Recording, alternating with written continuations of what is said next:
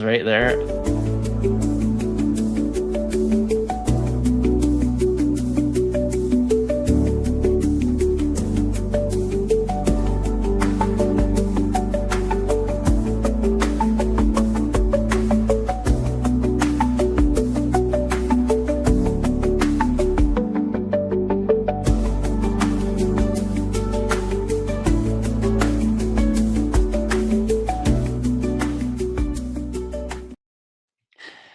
Hello, hello. My name is Chris. So today we're going to be talking about an interesting topic. Should we make the cults illegal? And I'm just going to start with my own opinion. I don't think we should. I'm a strong believer in the American concept of the First Amendment. What I mean by the First Amendment, I mean the freedom of speech and the freedom of any form of religion. Now, just because I personally do not believe that we should ban cults or religions or anything like that, does not mean that we should allow these groups of any kind, of any belief system, to get away with illegal actions. By illegal actions, I mean embezzlement or even vote blocking and etc. And if there are any belief systems that hurt and harm others, especially children, they should be prosecuted, or the individuals, depending on how systematic it is. But I don't want this to be an echo chamber. I wanted to actually have different perspectives. So today I'm joining my friends, the 12 Greats. I call him Luke. I mean, he's a current Unification Church member. And me and Luke have had our back and forth, and he knows what I believe, he knows, and etc. And I mean, my channel is literally called Exposing the Cults. And then I have my friend here named Mitch. He's a former leader of the World Mission Society Church of God. And so I hope that we can Church of foster Fraud, but sorry. Church of Fraud, sure. And I hope that we can have an honest conversation. And it'd be really cool is if we can get a current Shincheonji and WMSCOG member on one of these lives. That would be amazing. So, all right, so let's go ahead and open up. Now, Luke, you reached out to me about a week or so ago, and we've been having this back and forth and dialogue about this. What kind of brought this idea up? Yeah, so my name's Luke. I'm a current Unification Church member. The reason why I brought this up, or it got to my attention, was recently President Lee of South Korea made some comments talking about the dangers of, in his words, pseudo-religions, and that they needed to be disbanded. Any group that is influencing society or affecting society in a negative way.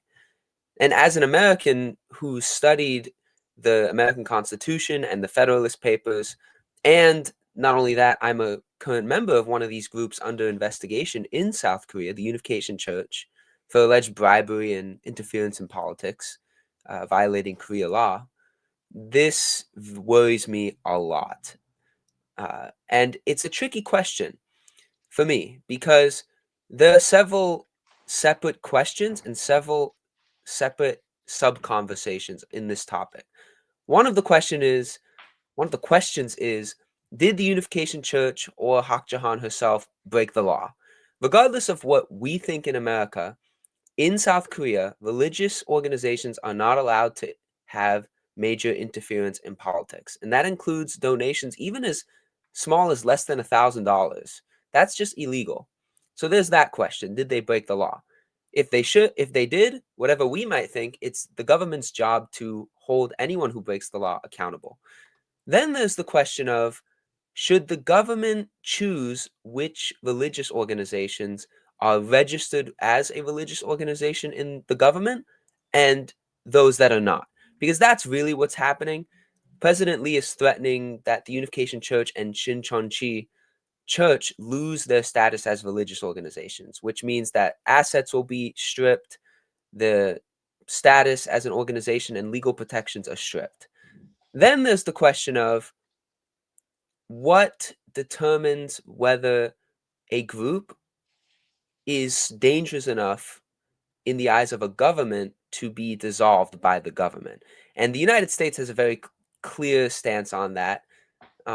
But South Korea might have a different stance. To me, those are the three separate conversations that come up when we address this question. I figured it'd be really interesting to talk with former Korean group members who disagree with these, types of churches. You, Chris, with Shincheonji, you, Mitch, with Wimskog, even though they're not the subject of the South Korea investigation right now. I thought it'd be interesting to talk about it. So that's what it brought up for me, because I think there's several different areas to discuss in this question. And then Mitch, all right, so you're a former WMSCOG member. You understand what it's like to be on the inside. My concern about this of making these groups officially illegal and just stripping them away is that it would drive these groups underground. And what I've observed is when you drive a group underground, they become more extreme. And I think Eastern Lightning, which you are very familiar with now, is one of the best examples of that, where here's a group that it can be a life or death situation if they get caught by the Communist Party of China, right? And so I'm kind of Yeah. curious your experience, especially since you had a beautiful run-in with Eastern Lightning, which I look forward to having a discussion on that with on a different day. Yeah, I'm ready. Whenever you're ready, also I can do one on that since I'm done with the group. Spent 6 months in them. Can everyone hear me okay? I just want to make sure first. Yeah, you sound good. Good. Okay, awesome. So let's just quickly talk about Eastern Lightning and why it's dangerous to outlaw cults, should we say, right? There's a difference between a cult, a dangerous cult, regular religion, whatever. There's religious cults. People might call a group a cult just because of the religious point of view, if it disagrees with them. But also, there's a term of cult, as in the sense of their practices that might be harming people, that are on not only unorthodox but almost against laws sometimes. So why this gets dangerous, I like how you mentioned Eastern Lightning is, yeah, when there's this government pushback and calling a group, which is okay to call them a cult, but to take action, meaning arresting their members, putting them in jail, and even torturing them, it makes these groups go underground, which makes them really extreme.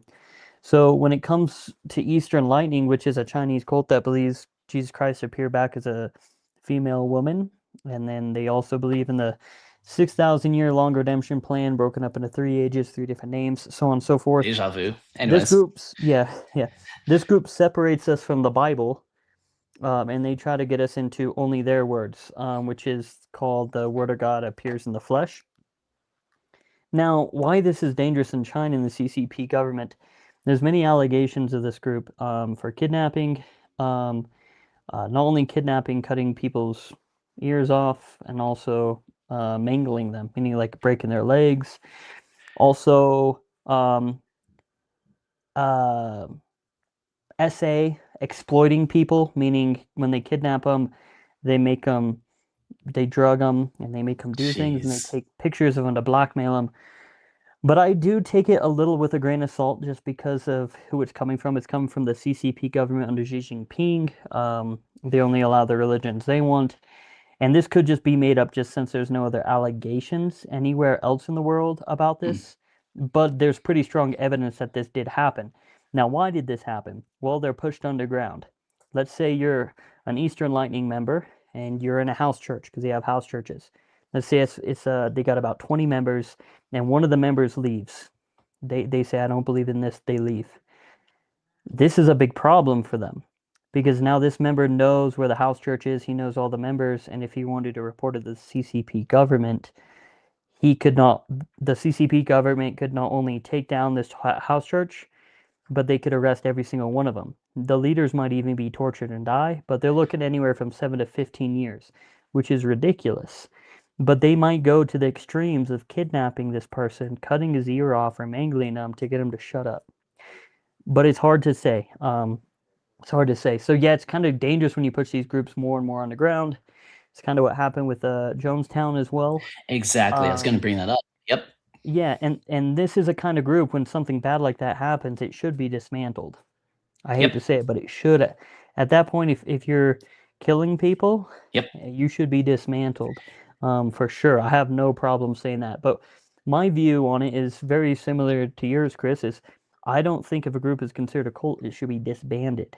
Um, I think that's wrong. I think goes against our constitutional right because we need to understand who's going to make that decision on if it's a cult or not. This is what's important. We can call a thing a cult if we disagree with them theologically. That's okay. If we think their tactics are a cult, that's okay. We can call them a cult. But to have some authority, an umbrella that decides what a cult is or not, is very dangerous, because let's just theoretical situation. Let's say the United States government just like they kind of get rid of the First Amendment, the freedom of religion, which I would be very scared and concerned if they did.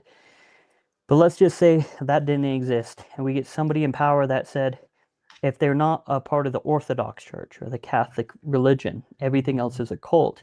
All the people need to subdue to those laws, and this is ultimately um, not allowing these people the freedom of religion. Now, do I want everyone to be Christian like I am? Of course, right? But it doesn't mean I should force anyone. It doesn't mean I should look at them any differently. However, what I'm concerned about, like you said, is when these groups are breaking laws. But we also need to be careful with laws, right? Because what if a government put into place a law that you had to worship on a specific day and you Yeah, worship on a certain day, and actually, right? So that's we need exactly what the Seven-Day Adventists are afraid of too. Exactly. Yeah, they're afraid of that. So we do need to understand there is this moral boundary it's excellent. where, just like Jesus said, you should obey the law of the land, right? But if the law of the land goes against the teachings of the Bible, then that's kind of when you have to have some pushback, right? But the problem is these groups don't even follow moral law at all. A lot of them. I mean, we're talking um, sexual assault cases. But Yeah. just because there's sexual assault cases doesn't mean we should disband them. We should prosecute, and there should be laws in place that make later, like Jehovah Witness is a good example.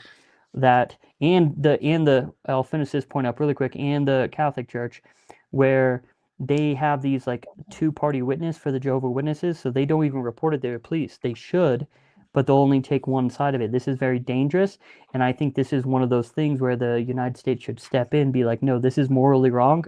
Everyone agrees on it, and you cannot continue this practice. It's not even biblical at the end of the day with what they're going with. And then Catholic churches too, they keep it under the diocese and within the leadership, and they just don't let it be exposed. So yeah, there's legal gray areas we got to be concerned of, I think. But at the end of the day, if a group is really harming people, that's what I'm really concerned about. So let's Not their bring up belief, too, but what though, they're doing. the Jesus Morning Star group. I mean, I'm not sure if you've seen A Holy Betrayal on Netflix, but essentially, the leader was raping women. And there's been not just Exactly. like one or two people saying this, it's a multiple groups of people. So when it comes to groups like that, I mean, I cannot, for my own conscience, I cannot say, oh yeah, they deserve to believe what they want to believe. It's like, no, you guys were raping. And then when it comes to introducing yourself as a, nonprofit, non-denominational organization, I think that the government has the right to strip away, say, a nonprofit front group if you're not being fully transparent on who you are. And this is where I would like to hear Luke's point of view on this too. But at least when it comes to Shintenji, I always say pretty consistently, you can believe whatever you want. You can worship your dog for all I care. Just be honest. When the government of Singapore banned Shintenji for having a software consulting company as a front group in Singapore. That's one of the main reasons why they got banned. I actually thought that was a very valid and logical reason. But Luke, what do you think? Yeah, I think when it comes to front groups, if you're a nonprofit in name, but you're a for profit in practice, then the government has every right to strip your nonprofit status. Absolutely. That's actually one of the reasons why many Unification Church businesses are separate from the church. They're separate businesses that just give their profits to the church, and that's their choice, legally speaking. When it comes to dissolving a religious organization governmentally, legally, you're going beyond the nonprofit status issue. That's a tax issue. That's a tax issue. When you are dissolving a group, especially in the way that President Lee of South Korea wishes to do it, if you read his comments, he's essentially going to pick, if he has his way, based on his comments, pick and choose which religious organizations are harmful and which are not harmful. And these are politicians in politics. There will be a clear agenda, and even the South Korean Times talks about how it's not just going to affect the Unification Church or Shincheonji Church. It's going to affect, for example, as the article says, Protestant churches that are conservative, that are against his political party. That is dangerous. That is exactly what the United States Constitution, and actually not even the Federalists, the founding fathers originally did not have the Bill of Rights in the Constitution. It was the Anti-Federalists who kept speaking up, and that was the one concern that they addressed, which was, where are the Bill of Rights? Where's to stop a government from telling you what religion you are and are not allowed to follow, worship, and practice? That's why we have the First Amendment. And Yep. South Korea, to be fair to them, legally speaking, they do not have the First Amendment as stated in our Constitution. They have some sort of guarantees of religious freedom, although it's not as strong as in the United States. But this is why, religious rights activists and legal scholars are worried, because they're worried if the government can take action and make these type of decisions, which no judgment, but they're going to be political. Sorry. I mean, even human nature, even if you're a genuine politician who's not after power, if you were left with the determination to decide what's good and bad, what's harmful and not, it's one's opinion. And this live stream shows that people have different opinions about these things and about what groups are, good and bad, if what they believe is good or bad. Now, we're not talking, Jonestown, obviously, but Right. like, what God should you worship? That's where we get into dangerous territory. Agreed. It's like the Yep. idea of when the government tries to tell you this is what you need to believe and this is what you need to think, that's propaganda. And again, the thing that scares the bejesus out of me is okay, there have been plenty of times where there's been government overreach. There's been plenty of times when the government abuses its power. And there's been plenty of times where the government, and not only just the United States, but I would say just in the world history, used religion as a weapon. We see this sometimes with the Russian Orthodox Church. And I would consider the Orthodox Church to be a mainline Christian group, right? And then, Mitch, what do you think? Go ahead, just kind of expanding what Luke was saying. Well, I'll just Yeah. say quickly, Oh, there's a sorry, there's a sure. more sinister example. Hmm. It's Adolf Hitler's use of the Catholic Church, and it's Hmm. Mussolini's use of the Catholic Church. The I way Yeah. actually they know nothing used about this. the way Hmm. Mussolini Yeah, in there's a lot of it. particular used the Catholic Church in his fascist regime was dangerous. It perpetuated his fascist regime, choosing which church officials were allowed to be in and not, which religions, which branches of Christianity were allowed in the state and were not. And spoiler alert, it was those who would fold to the fascist party. That's an extreme. I'm not saying President Lee's going to, do the same thing as Mussolini. I'm just saying this is the slippery slope we take. I just wanted to point out Yeah. Oh, that more totally. And sinister example.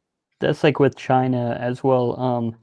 China does the same thing. They say um they don't say Christianity is illegal.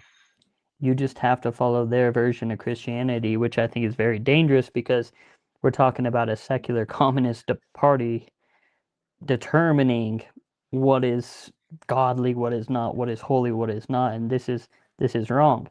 However, I do think one thing that's fair, but again, this draws a really gray area as well.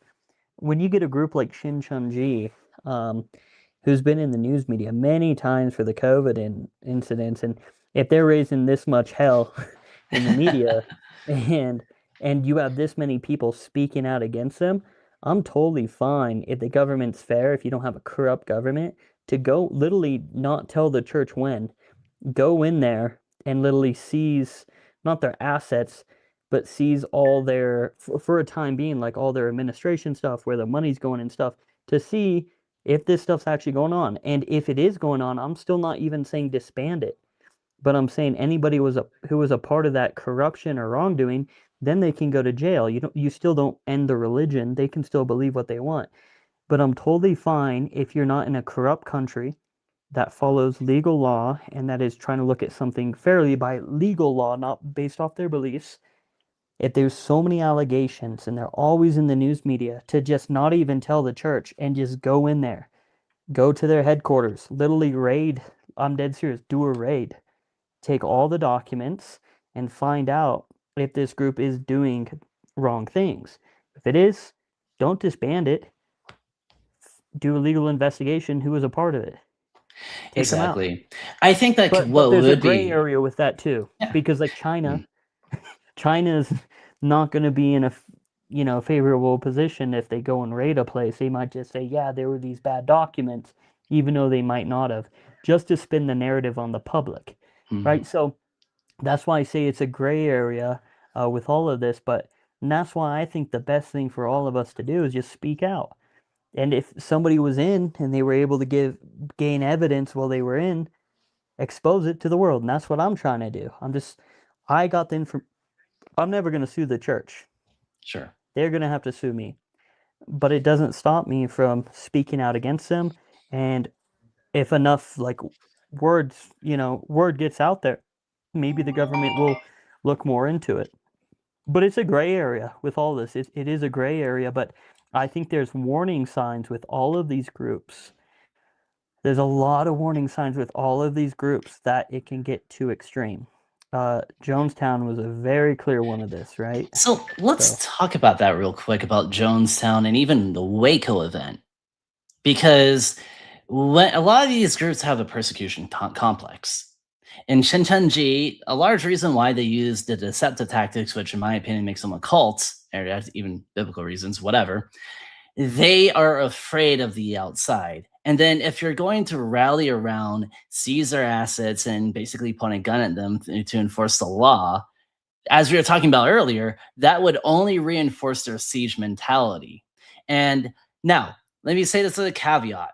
If and when there are actual, like, how do I say, legal ramifications, like, okay, maybe in South Korea, they were making donations, or maybe there was block voting that Shincheonji is being currently investigated for this. If there is actual evidence for this, prosecute them. No doubt about it.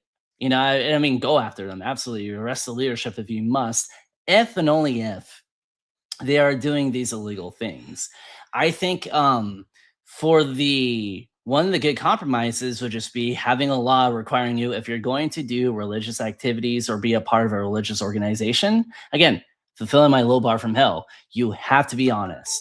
And if there's evidence to show that you are using deceptive tactics to recruit of any kind, and deceptive can be well defined of being dishonest, and we can go through the nuances through a lawyer if we must, then the person who went through that deceptive tactic has the right to actually say, hey, you were not honest. I mean, there are fraud laws in the United States, for example, for a reason.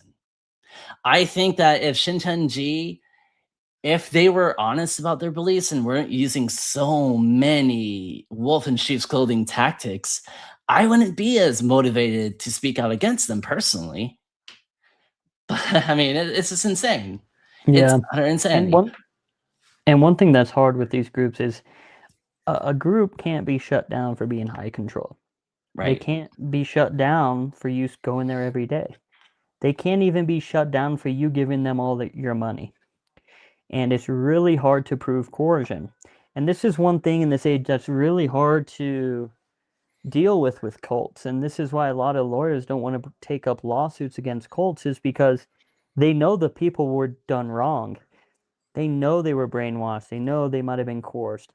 However, courts are um, they're very cautious because of the freedom of religion, especially like in America, on taking up these cases. Because technically, even if you were brainwashed, even if you were in a cult, even if you were coerced out of all your money, good luck on a lawsuit. It's not going to happen unless you have specific evidence that they did these things. And this is why with these groups, you kind of got to hit them legally. Are they laundering money, right? This is this type of stuff a court can actually go after. Right. Even though these groups do so much harm to us, brainwashing, coercion, even sexual assault. I think If you sexual don't assault's a little have bit easier to prove in court. I'm just gonna be honest with you. little bits, but it's very difficult, right? One Okay. person, unless there's multiple people speaking out, is very difficult in the church like scene. And this is what's concerning to me because I just feel like governments or the world have they've been able to figure out how to determine rightly criminal cases and stuff against regular crimes. But religious crimes are very hard, unless it's like straight up murder. There's obviously Yeah. some obvious, but it's very hard, even though you can prosecute coercion and brainwashing, it's so hard to prove. And this is what concerns me with these groups because they can just get away with a lot. And that's why I think the biggest thing we can do as a group is let the information be out there about these groups online, enough people speaking out. So when people actually go to look up on these groups, they'll be like, no, I ain't joining that group.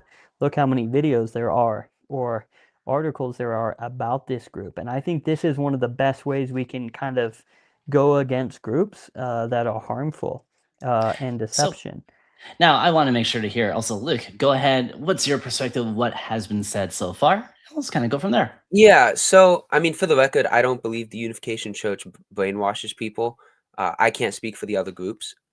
However, it's definitely, I mean, we're talking about essentially because, for example, the mafia, if that's technically an organization, now it's illegal, hence the mafia. But if a government finds out about such an organization, it is by all intents and purposes dissolved. So that is an interesting because I'm trying to think of because the question we're essentially asking is where's the line of this group was founded for the purpose of criminality and this group is a religious group and many members, individuals in the group are using the organization or using the money or using whatever to perpetuate criminal activity. My big thing is because this is how it works in almost all cases outside of religious organizations. Those people, the individuals, and individuals make up organizations. We have to remember that, religious, business, or otherwise. If individuals are committing crimes, those individuals should be investigated and prosecuted. For example, in the Unification Church right now, not just Hak Jahan Moon, which I believe the evidence against her is weak and it's, the prosecution's case keeps getting, less and less believable as more evidence comes out, more testimony comes out. But many Unification Church leaders are also under investigation.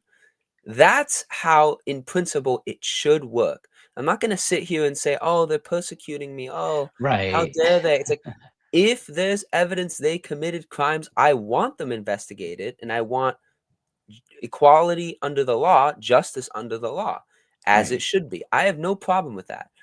The problem becomes when the government, because the prosecution is the government, stops targeting the individuals for the crimes and starts targeting the organization itself.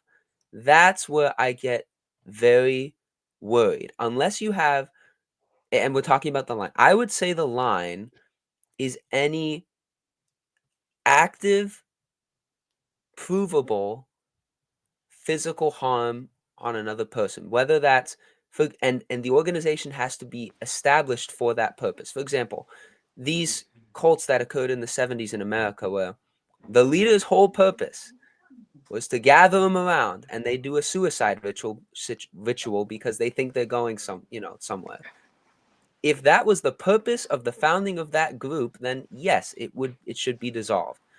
But if that's not the purpose of the group, and then some church leader goes around saying, "Oh, we should do this," then I think then we've reached, okay, target the individuals, not the organization. I definitely Exactly. I think. like what you Oh, go said. on. Yeah, go Oh, on, Mitch. No, no, no. yeah. Okay, yeah, I'll be quick. Yeah, I like what you said, Luke. I agree with you. Like, for example, obviously, we have our disagreements about unification church, and I think they've definitely evolved in this age to be not like I said, if we go back to the 70s or 80s, maybe we'd be having a different conversation, right? But nowadays I think they're pretty neutral. Um, but at the same time, I like what you said, and I do think Korea's being a little unfair right at the moment with Park Jahan. Um, I think maybe because they think she's like a what's it called? Travel like thinking she might like leave, if they take her out of That's jail. what they But say. yeah, which I think's a joke. Because we would have found her. I mean, she's 82 years old. I don't think she's too hard to find, right? Let's be honest. But honestly, I think they went a little overboard. I think she should maybe just be on house arrest so she can be taken care of well and comfortable. You know what I mean? Well, this is going on. Because look at the former president.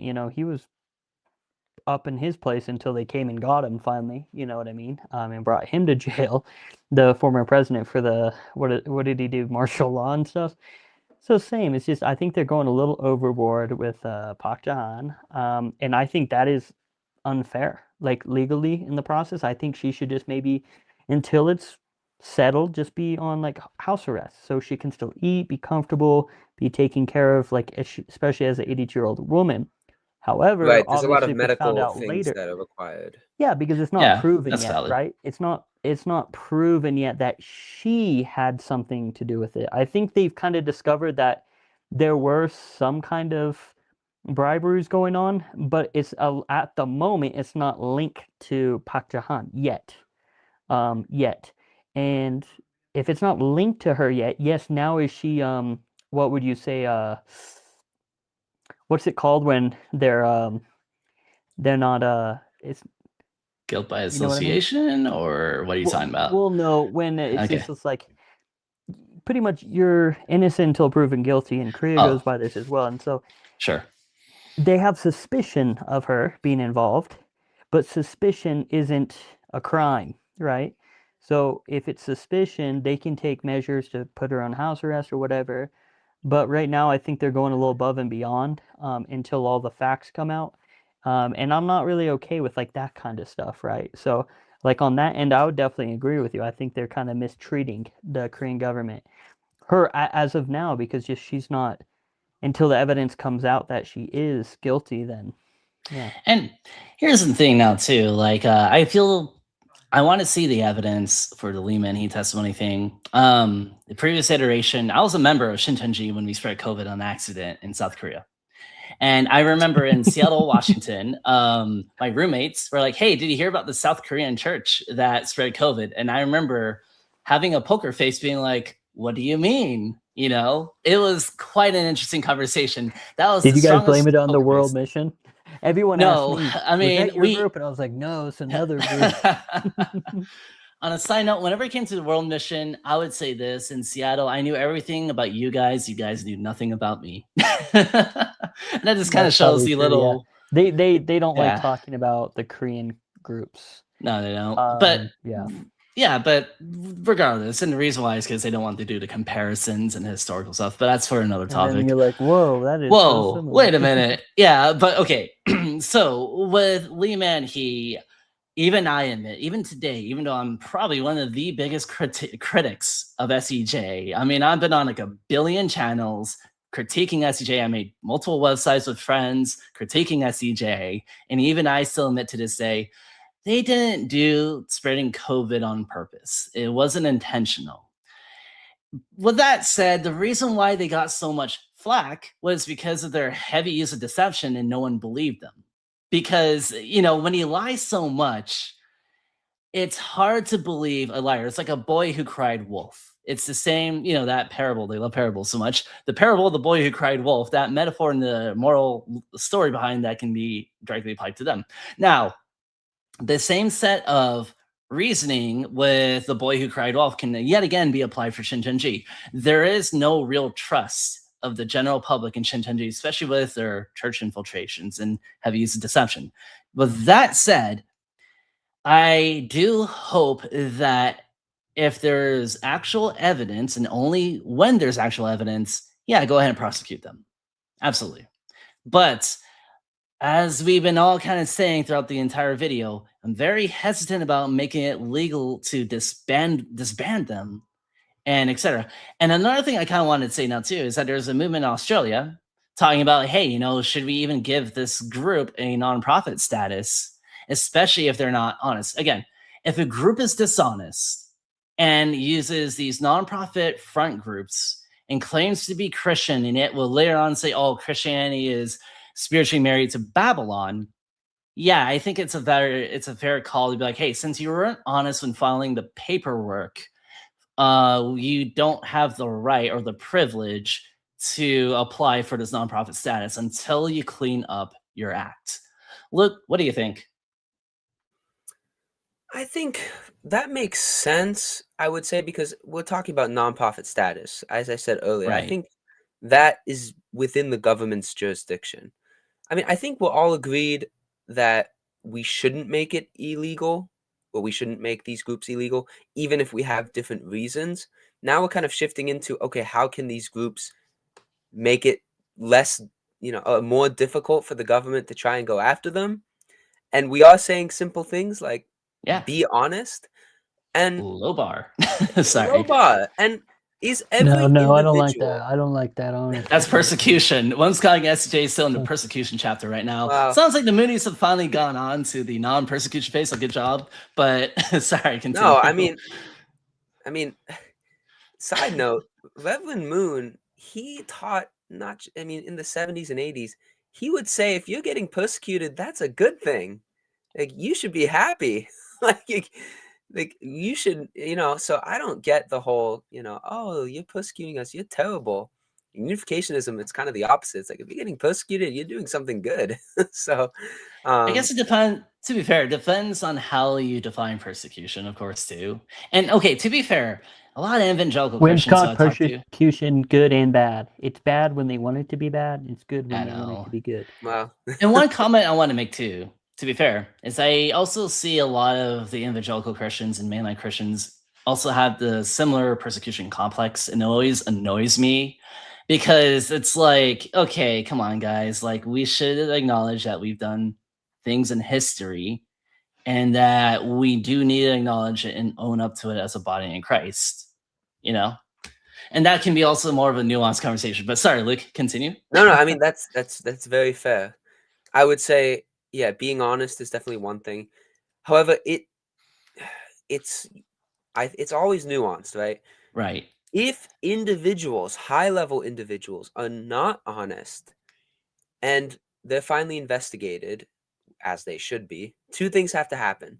The group itself has to say they did wrong once it's proven, and at the same time, the public has to say those individuals did wrong, not, oh, the whole church is dishonest and blah, blah, blah. That, like, if we know that it was certain individuals, what, like, punish the one who did the crime, come on. That's kind of my take on it, because that's the reason why the legal system works. It's because you look for the individual or individuals that did the crime. You don't just round up a bunch of people hoping you found the person who did the crime, and if there's collateral, oh well. That's not how the Western legal system works. Now, Yeah. here's another One thing thing. too. Oh yeah, go on. Yeah, Oh, then I'll go ahead. one thing I want to say on top of that, with like cults or high demand groups, it's hard to tell. It's not with all of them, but like sometimes it's hard because the leaders sometimes set up the systems to where they'll never be at fault.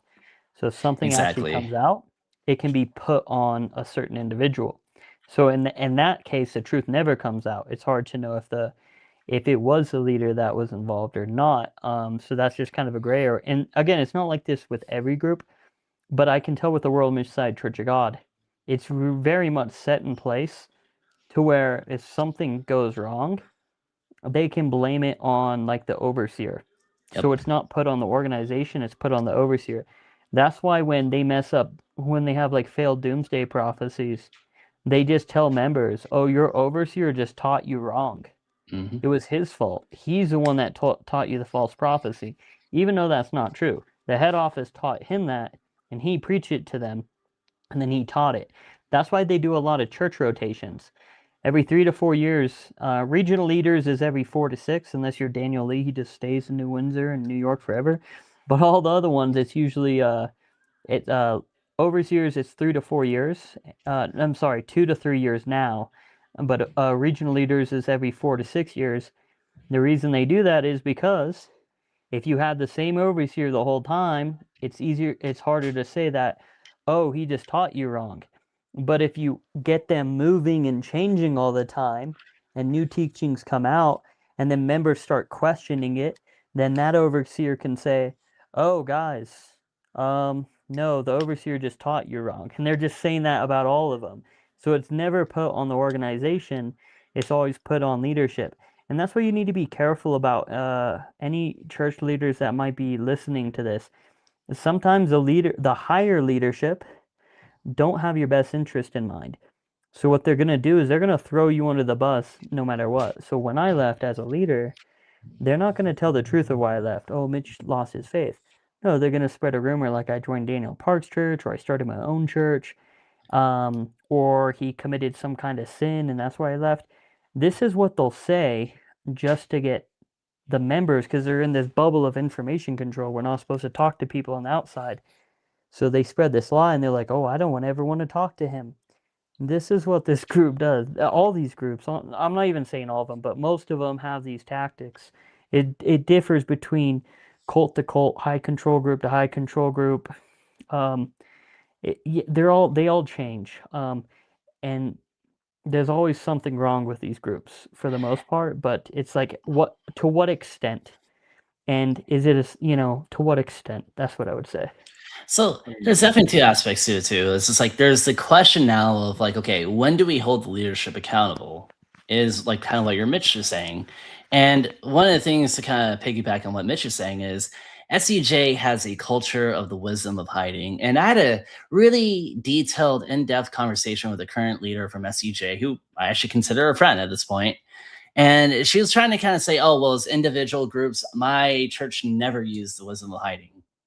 And yet, I think a way that I could argue that it is truly more of a doctrine of SEJ for wisdom of hiding being justifying the righteous lie is that when there are multiple people from all over the world all saying the same thing, from Australia to the United States to the UK, Germany, France, and different countries in Africa, and even, I mean, Uzbekistan, Mongolia, etc. I think then that's when it's a fair critique to say, okay, this is a systematic practice within a culture of a specific either denomination or cult. You know what I mean?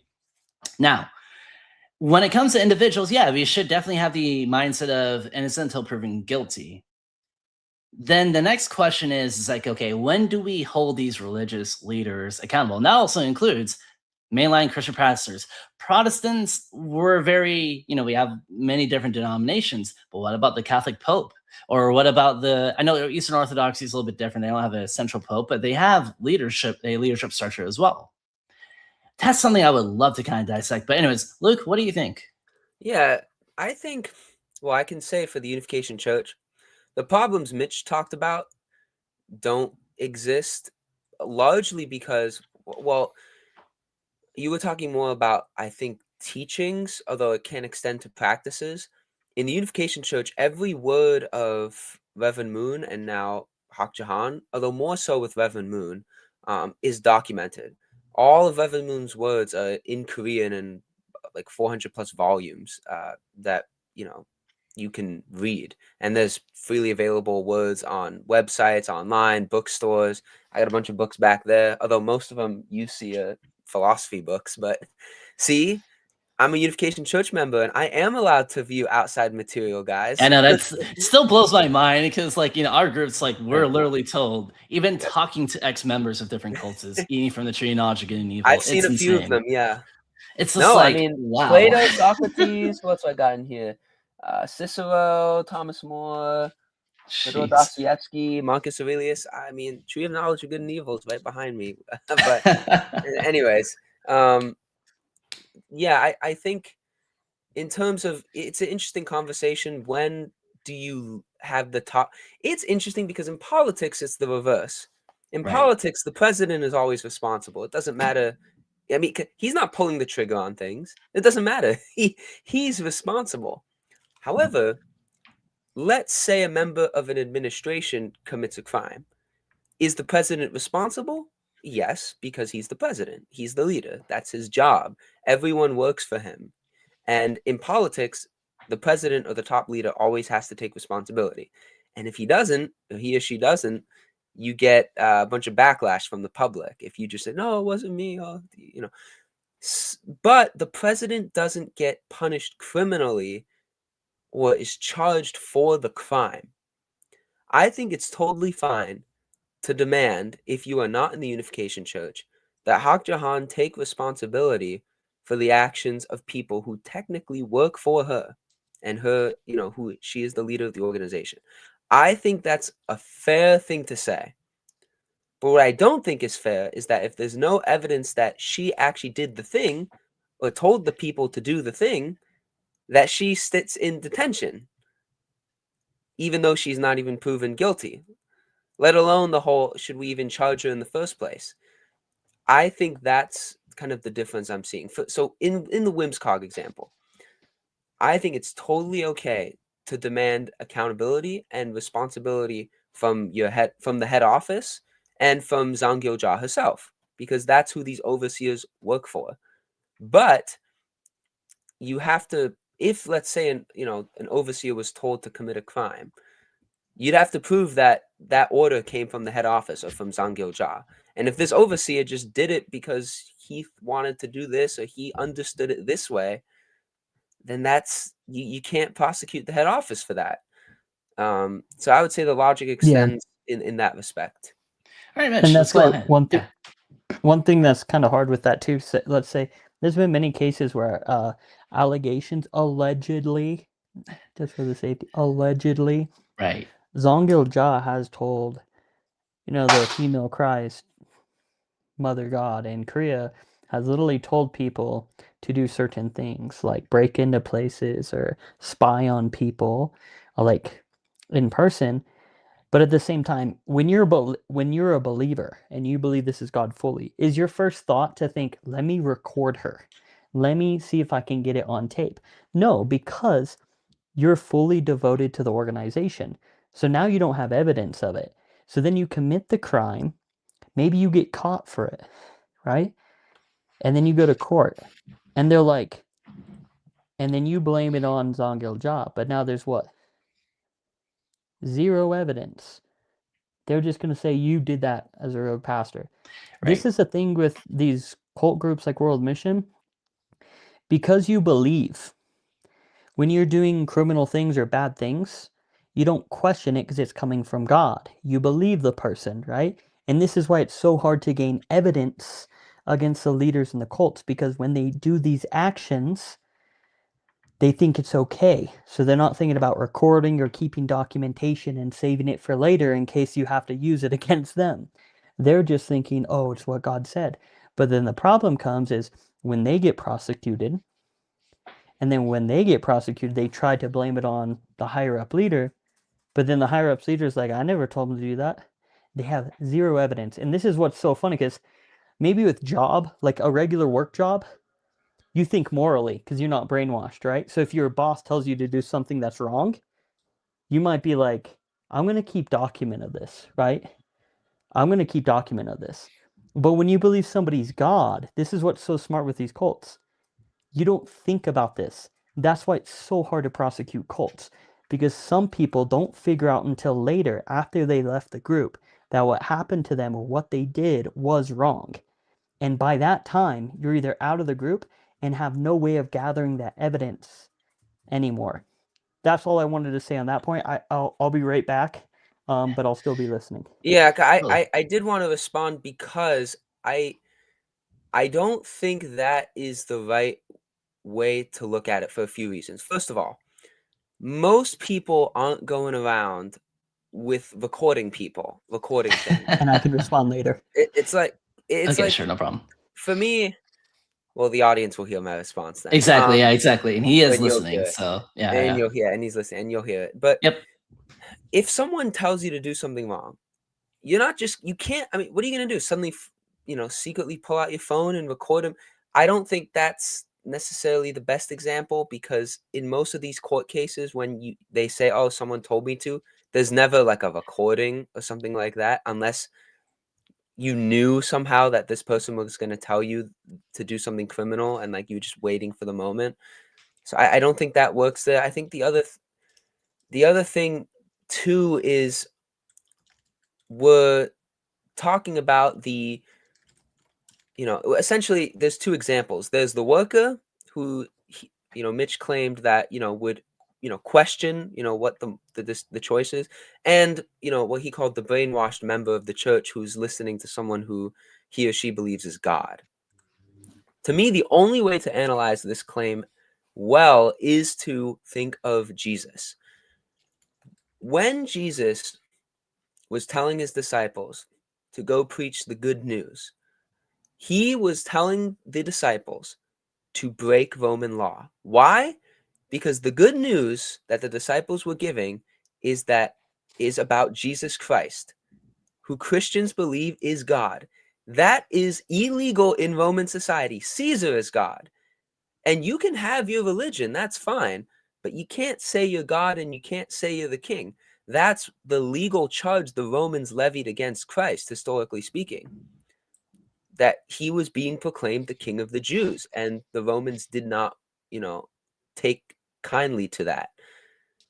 But we know, and we know from being believers in God, all three of us on this live stream, that the Bible, and God's word and God himself is going to tell us things that don't conform to whether it's the law legally speaking, whether it's the moral law, a standard at the time.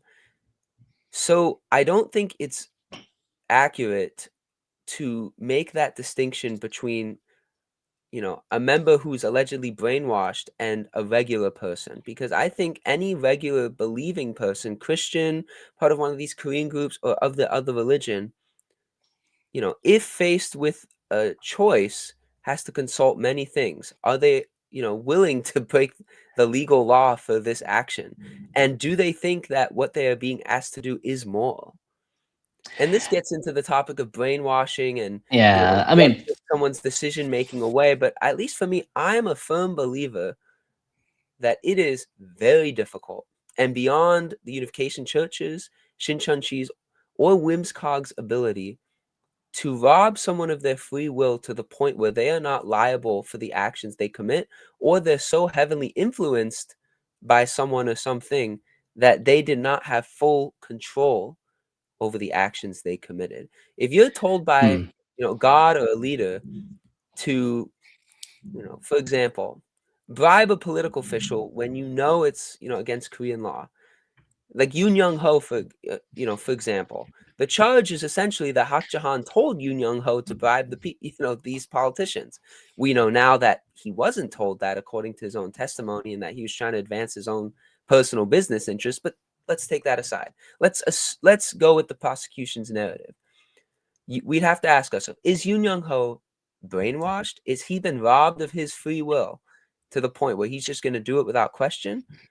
Does he have any knowledge that he's breaking the law? And then is he choosing to break that law? If he chooses to break that law, then, he has to live with the consequences if he's found out. And, how we view it will be differing depending on, what the law is. For example, if, someone told someone to murder another person, we would say that's wrong and that guy chose to do it and he wasn't using his damn conscience, thinking, because I don't believe you can take away free will, through these groups. I really don't. And so that's why I don't think that yeah. example is apt. So Sorry, let that me was go a lot to ahead. unpack there, I'm Oh no, sure, no, but no, no. I mean, it's still to kind of statement what you're trying to say is like basically the person is still ultimately responsible for their own actions. And I do agree because that does leave a dangerous precedent of like, okay, you are still responsible. If I were to, using TikTok language, unalive someone, I have their blood in my hands most of the time, depending on the context and nuance, unless it's self defense, whatever. With that said, though, I still believe that yes, the individual is responsible, and the leadership that provided such a culture to, I would say, influence a person to make a decision. Now, the Nuremberg trials, for example, clearly each of the individuals who committed these heinous crimes, as an extreme example, are all individually responsible for the murder of millions of innocent people. And yes. the current culture at that time, I would say, also provided the fertile ground to look at other fellow images of God and other humans and etc. as subhuman. And so my concern now, where do we draw the line in a legal sense? I cannot tell you. And how do we show through a legal sense coercion and manipulation? Well, like I was saying earlier, again, this is why my low bar from hell is being honest about your beliefs. And I think it can be done. One of the other ways is if I were to say fill a classroom with current members and they're all systematically saying, "Oh wow, this is great and amazing," and then repeat that over and over and over again, I believe it's was it the Ash conformity test that has been proven psychologically, from my understanding. Then I will go down that route to show that, hey, there is a level of coercion and peer pressure.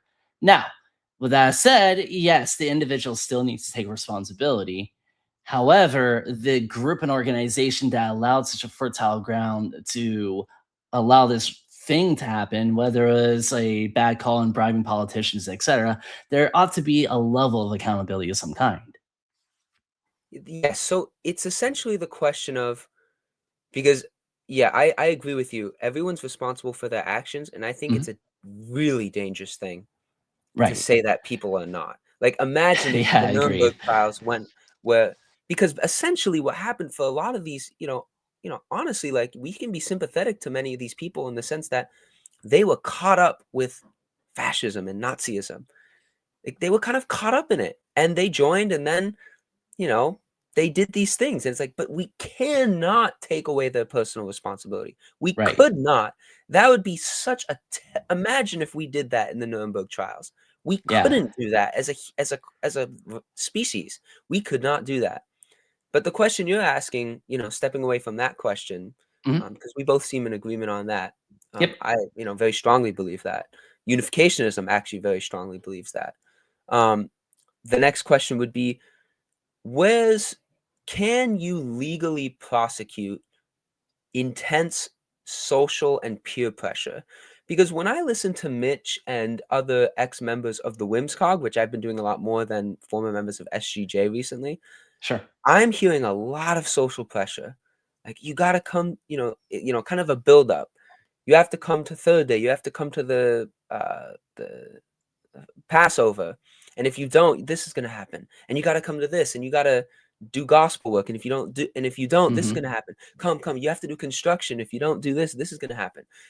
That reminds me a lot of social pressure. And Mhm. I recognize it because, I work with, middle schoolers and high schoolers, Right. um, and in several contexts. And, social pressure is something you often, if you're a young adult, a youth pastor, whoever, a teacher, you tell kids don't always listen to peer pressure. There's that basic teaching that kids hear, and they mostly ignore it, but that's just common little piece of advice people will realize later.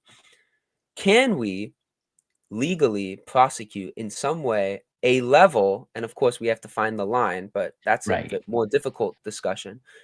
But let me ask you this: is there at some point a line where the social pressure comes so bad that it Mhm. is legally prosecutable? Here's what I think, and this is what I believe. Dishonesty and a large amount of evidence throughout multiple different branches. An example, in the United States, there's 5 tribes of Chinchonji in the United States, and all across all 5 tribes, I have many testimonies from New York, Atlanta, Kansas City, California, Seattle. All are in agreement. Hey, I was deceived into this group. I was deceived. I was told this is a non-denominational Christian org. Turns out they don't believe that they believe that Christians are married to Satan. They told me, and I have it on recording, that they believe in the Trinity. Then they all of a sudden, pull a fast one, and they said, okay, hey, we don't really believe in the Orthodox Trinity. You just misunderstood. I think within the laws of fraud, that is, in my opinion, a valid legal route to go. Now, for social pressure, where it's that I have more difficulty articulating, okay, when is it wrong to prosecute for social pressure? Maybe the outcome of the social pressure absolutely can be prosecuted. And then maybe with, for example, bribing politicians, if there is a fertile ground within any belief system to bribe a politician, the individual who bribed it absolutely needs to be legally prosecuted. And maybe we can take another look at that organization and start to question. But where is that legal line for that? I actually can't tell you. And that's why, again, Yeah. freedom of religion, freedom of speech. And Mitch, you heard this whole thing. What do you Yeah. Well, think? Chris, I Yeah. actually wanted Actually, to Well, ask actually, you. hold on. Go I ahead and wanted to let him ask you, respond. Chris, because Yeah. I Sorry, Mitch. watched your live stream where you went in detail on how Shincheonji, in your experience and the Mhm. experience of members that you've talked to and former members, Yeah. kind of start out from, as you said, like non-denominational Christian group, join our Bible study, to Right. Lee Man-hee and the other teachings. Sure. And I noticed that when you were explaining it, you talked about it as if like you would give certain things in like kind of like small levels up. Sure. We're gonna share this. Okay, you're ready. Now I'm gonna show you this. Now I'm gonna tell you this. Now I'm gonna tell you this.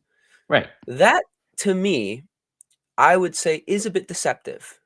It is. I think there's, with any teaching anyone anything, there's always like, start with the basics and like, you know, Mhm. you'll understand later. But that does sound deceptive. Like, I've never been through it, so I can't say personally. But based on Right. Right. what you Right. said, it sounds deceptive. However, despite the deception, at every point in the, course, you could say, free will was not removed. The person did still have responsibility over their actions, of whether they believed or did not believe, whether they agreed or disagreed, whether they came still or did not come still. Even though there was kind of though there was that deception, even though at some point in that course, social pressure did start to kind of build, free will was still there. So for me, Hmm. but at the same time, I mean, morally speaking, yes, it's wrong. Of Oh, yeah. course. We both agree with that. But from a But legal there's many perspective, right? things in society, companies, businesses, uh, you know, groups you can join that do deceive you. And we all know in society, the average person, oh, they're a scam, this is So, don't do this. But can they be yeah. prosecuted legally? No. And I Yes. think the reason why is because free will was not taken away So at let me go any ahead and point in the push process. No one back on that pointed a real gun at their head. quick. So let me Yes. push Yeah, back go on that ahead. real quick. Okay. Push So the back. first thing Woo. is, of course, I know, right? So the idea is this: when it comes to the buildup and the counter arguments, that's totally fine when the whole picture is initially brought forth. So an example would be, I recall this interview with a guy in Houston, Texas, where an argument that I would have made in SEJ is like, in college, you learn the basics of mathematics, addition and subtraction, and you build a multiplication, and then you go to shapes, and then you go to calculus, and etc. The biggest difference is the person knows up front what they're signing up for. Likewise with the military, in the military, the person who's signing up for the military overall knows, okay, I'm going to be joining this organization. I'm going to go to boot camp. I'm going to be yelled at and treated poorly and have my entire ego broken down so that they can rebuild you from the ground up. The difference between that and what Shincheonji and these other groups are doing is that they're not upfront and honest. Likewise with scams, for example, that's why they're called a scam. They're not upfront and honest with either their intent or their end goal. Oftentimes, they're always saying, hey, we're a non denominational Bible study. We're just learning the Bible. They're vague about it, kind of like when a grandma is scammed out of her money. They're just like, hey, we're just trying to help you. Maybe the grandma has a legitimate like Windows PC issue, but then they exploit the issue to get to their end Mm-hmm. goal, which is we got the monies. That's why, from my viewpoint, the way that Shintenji, for example, being precise, way that they present themselves and way that they go about recruiting, I could say, hey, legally, there is some fertile ground, so to speak, to go against them. That's what the Singaporean government, that's why they were able to say, hey, SEJ, you can believe whatever you want, but the fact that you guys registered as a software company and not a religious organization, you're not allowed here anymore because trust is broken. But, obviously this is like a passion subject. So, Yeah. and you want So to you're respond? saying essentially that if you advertise, to take the Sinchonchi example, Yeah. you advertise as a non-denominational Christian group, but Mhm. really you don't believe that any of the Christian groups, going to heaven. They're all, married to Babylon. Yeah, right, That right. is fertile ground for potential prosecution for fraud. I see what you're saying. So Yeah. let me be clear. I Mhm. think if you were using deceptive practices in any like manner to Shincheonji, I think it's wrong. On a moral level, I think it's Sure. 100% wrong. I think hiding literature is wrong. Absolutely, unequivocally wrong. Can you do it legally? The grandma scam, of course, makes sense. Right. The Shincheonji example, and what they did in Singapore makes sense. Right. You Yeah. said you were a software company, but now you're this. Okay, black and white. You said you're this, you're really this. Status taken away. Sure. Can you do that legally for because those are religious claims we're talking about. Right. Non-denominational. Oh, you're going, Mm. you're married to Babylon. I Right. don't know. There are many things about religious teachings, even though they're deceptive and fraudulent, that I don't think the government has a place in, because we've talked about the dangers of that. I think it really comes down to more what Mitch said, which was in the beginning of this live stream, which is beat the deceptive, lying speech with better, truthful, accurate speech. I think that if you're making a false claim, and if you're making a blatantly false claim that, hey, we are Christian, but then later on saying Christians are all married to Satan, I think that's a pretty valid thing as a society, and also from a legal perspective, to say, hey, you weren't being transparent, you weren't being honest, and because you weren't being transparent and honest, I'm not saying to dismantle the religion, but I think a person can legitimately say, hey, this is fraud.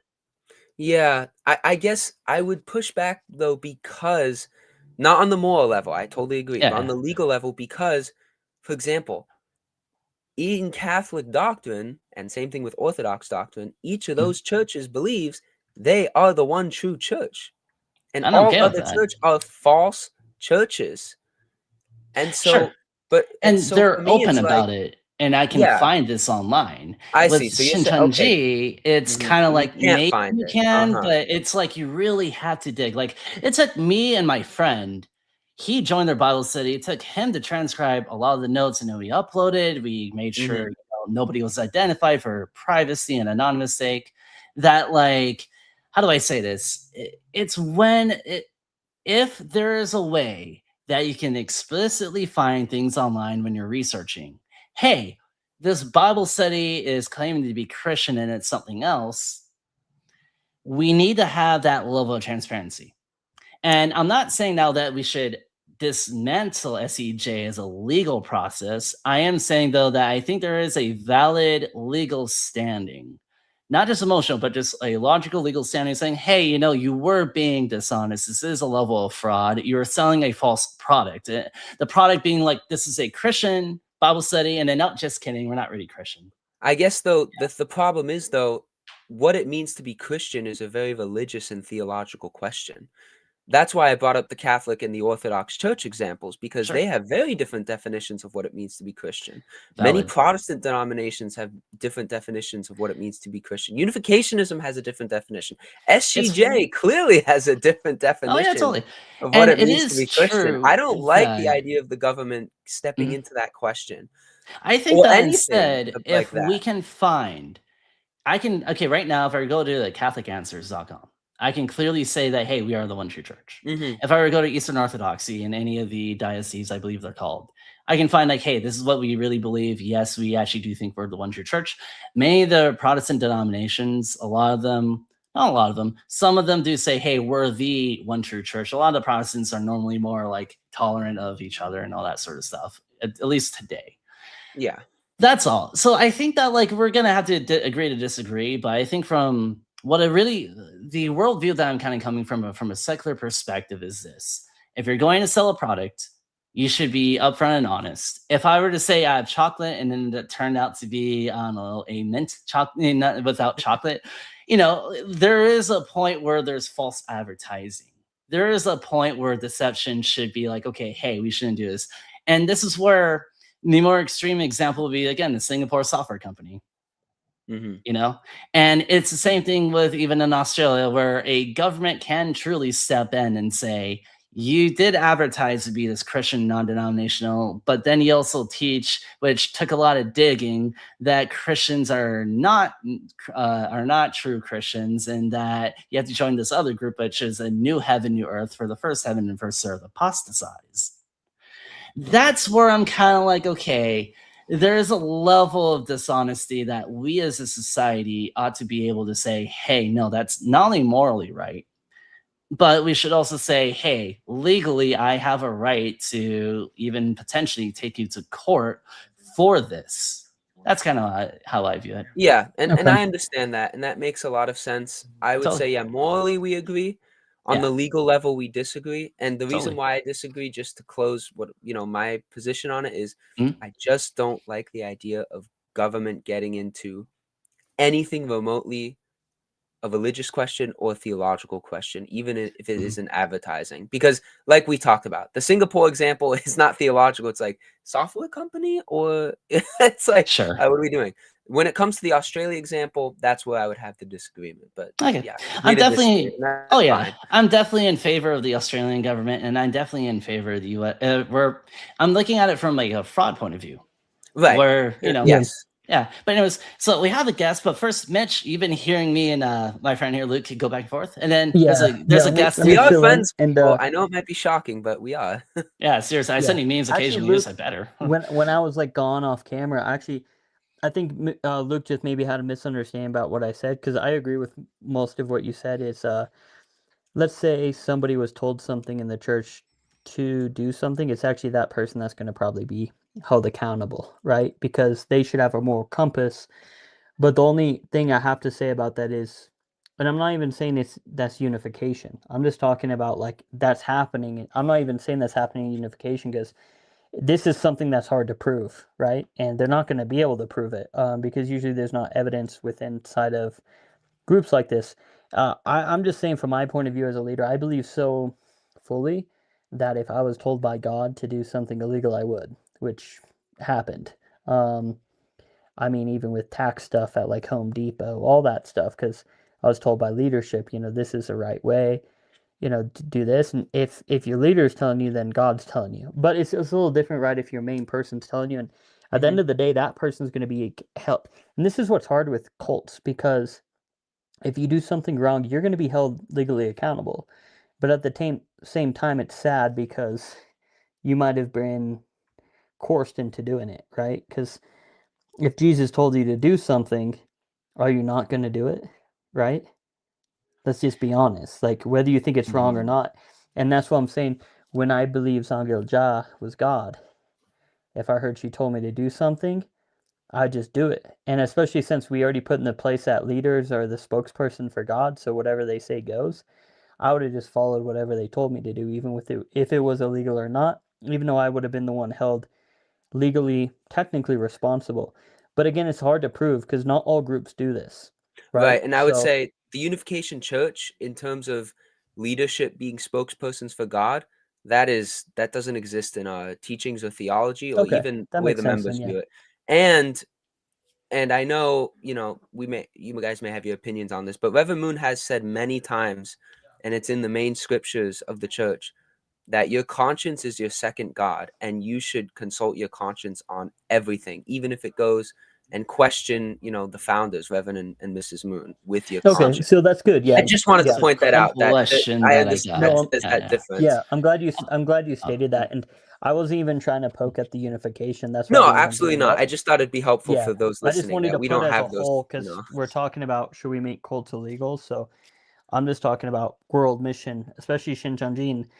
Well, I think we've already talked about it, Luke. I don't look at the unification, at least at this time, like in Hmm. this age, a cult. Like at least within the last 17, 20 years, maybe. I don't look at them as a cult anymore. But I will be honest, Hmm.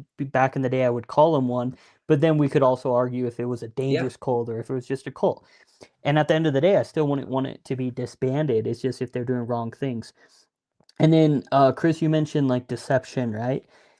And deception's so wrong to me, in the sense that, you know, deception can come about in two ways, right? Through a false narrative or through propaganda.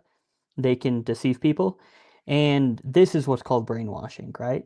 Because if they don't tell you what's actually going on, they give you a false narrative, or they use propaganda to bring you in, and you find out later it's false. But at that time, you're already sucked in, so you'll just believe in. There's a good book. I don't have you guys read Animal Farm by Yeah, of George course. Great yeah, book. that's a great book. It's about communism, about the Soviet Union and stuff, but they portray it through an animal farm and the leadership and the propaganda and the lies and manipulation. And I'm like, oh my gosh, this book, George Orwell, I really highly suggest it to anybody, and then they can kind of see how a lot of these groups like work through like propaganda and stuff. But other than that, I really don't have anything like on my end. We can kind of continue.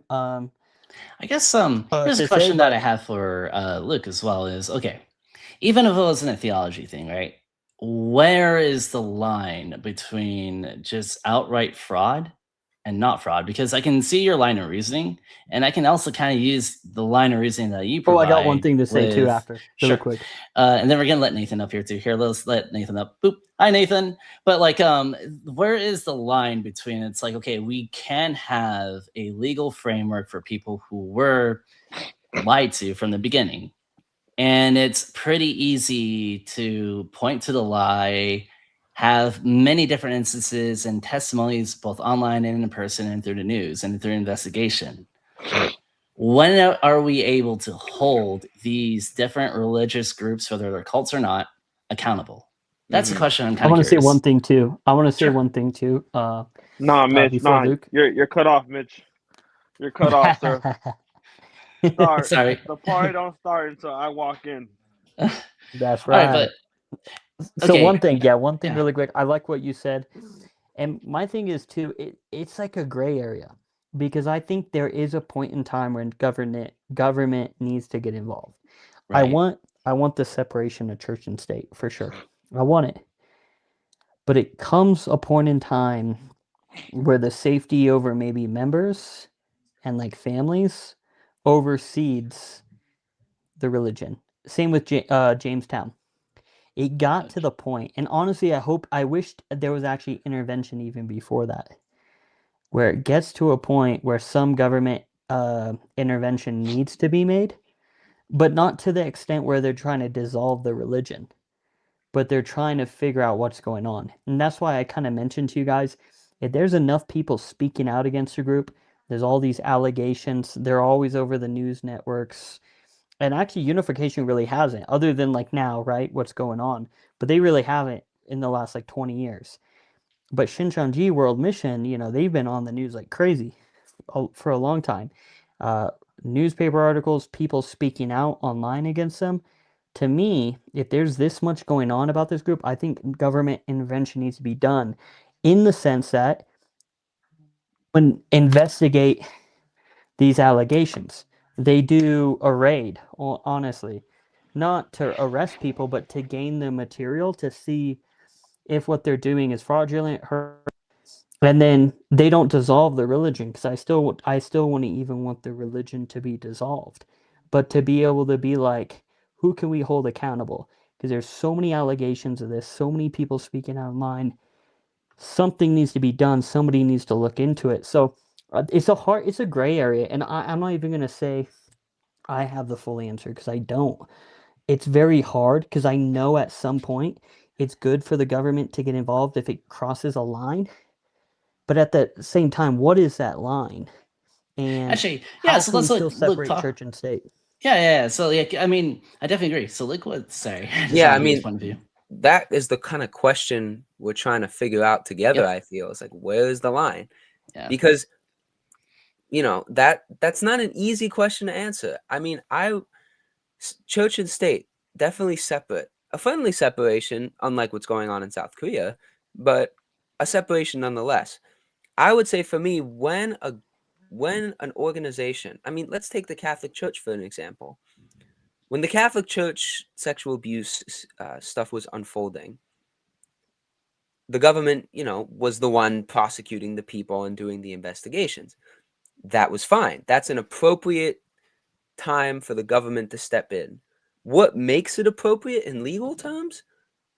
Crime has been alleged to have been committed, and there's enough evidence to where, it's, able to be investigated. A search warrant, for example, can be issued to go onto the property.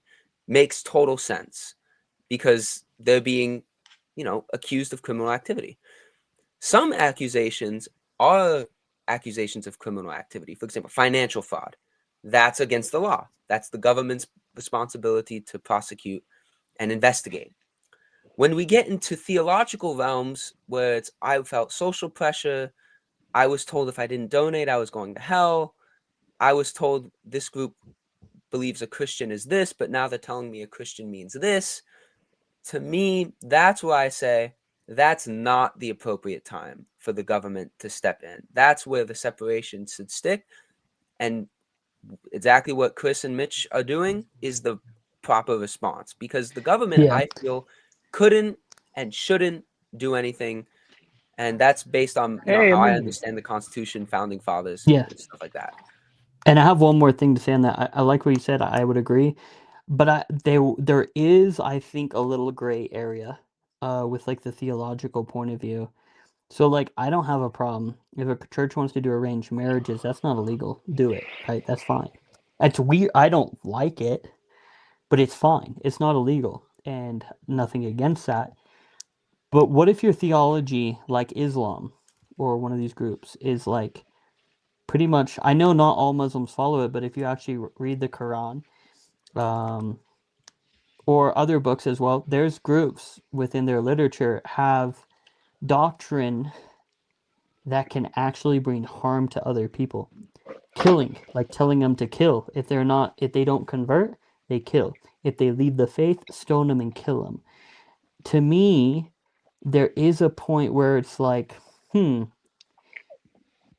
want them to believe what they want. We want them to worship their God. We want them to do their faith practices and stuff. But what if their doctrine brings harm to people that leave? What if their doctrine says to kill them if they leave? What if their doctrine says anybody that doesn't believe? This is where it's a gray area too, with Yeah. like that separation of church and state. Well, okay, I think But we It's would not it's all still- religions. it's against the Most law. religions aren't like this. Yeah, exactly. But I was let's just be gonna say, honest. Mitch. I mean, that's clearly against the law. I The think the U- idea. yeah. Oh, go on. The Luke. United Kingdom is dealing with this question. It's a good example in the sense that the United I got Kingdom one is more for you addressing guys this really quick. question. Okay, let me talk after, and then okay, then I'll go back to you, Mitch. Sorry. One thing really quick. Even with the Bible, there's groups that will misinterpret in the sense that it's like it's okay to have kids. Like, I'm not saying all groups. This is very odd cults, right? That will say this, but they'll use their doctrine and their religious freedom to say we can do this to kids. The FLDS is a good example of this, with taking on these other wives and even underage people. They'll use doctrine and then say it's okay. So this is kind of it's such a gray area because it's hard to separate the church and state sometimes. So, and now just to kind of push back on the whole idea of the misleading statement, I'm going to go ahead and refer to Cornell.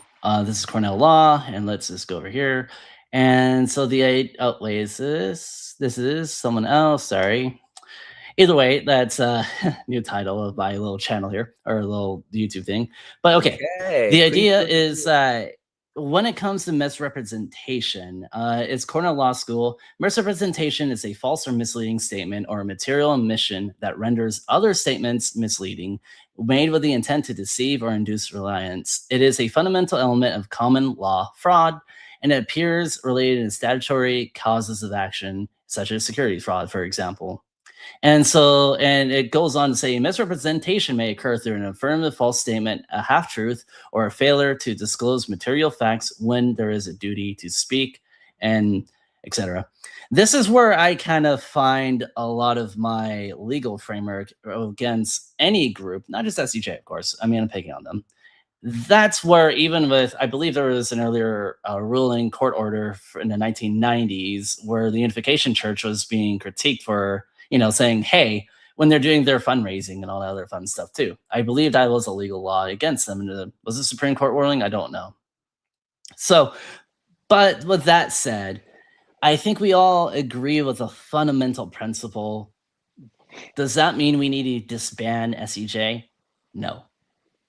Instead, what I still believe, despite this, is hey, if SEJ and all these other groups were to just be transparent about what they believe, I would have no problem with them personally. I would just disagree with their belief system. And now, but with that said, Luke, I do agree with what you're saying too. This is a potential slippery slope, and we need to be precise with our language.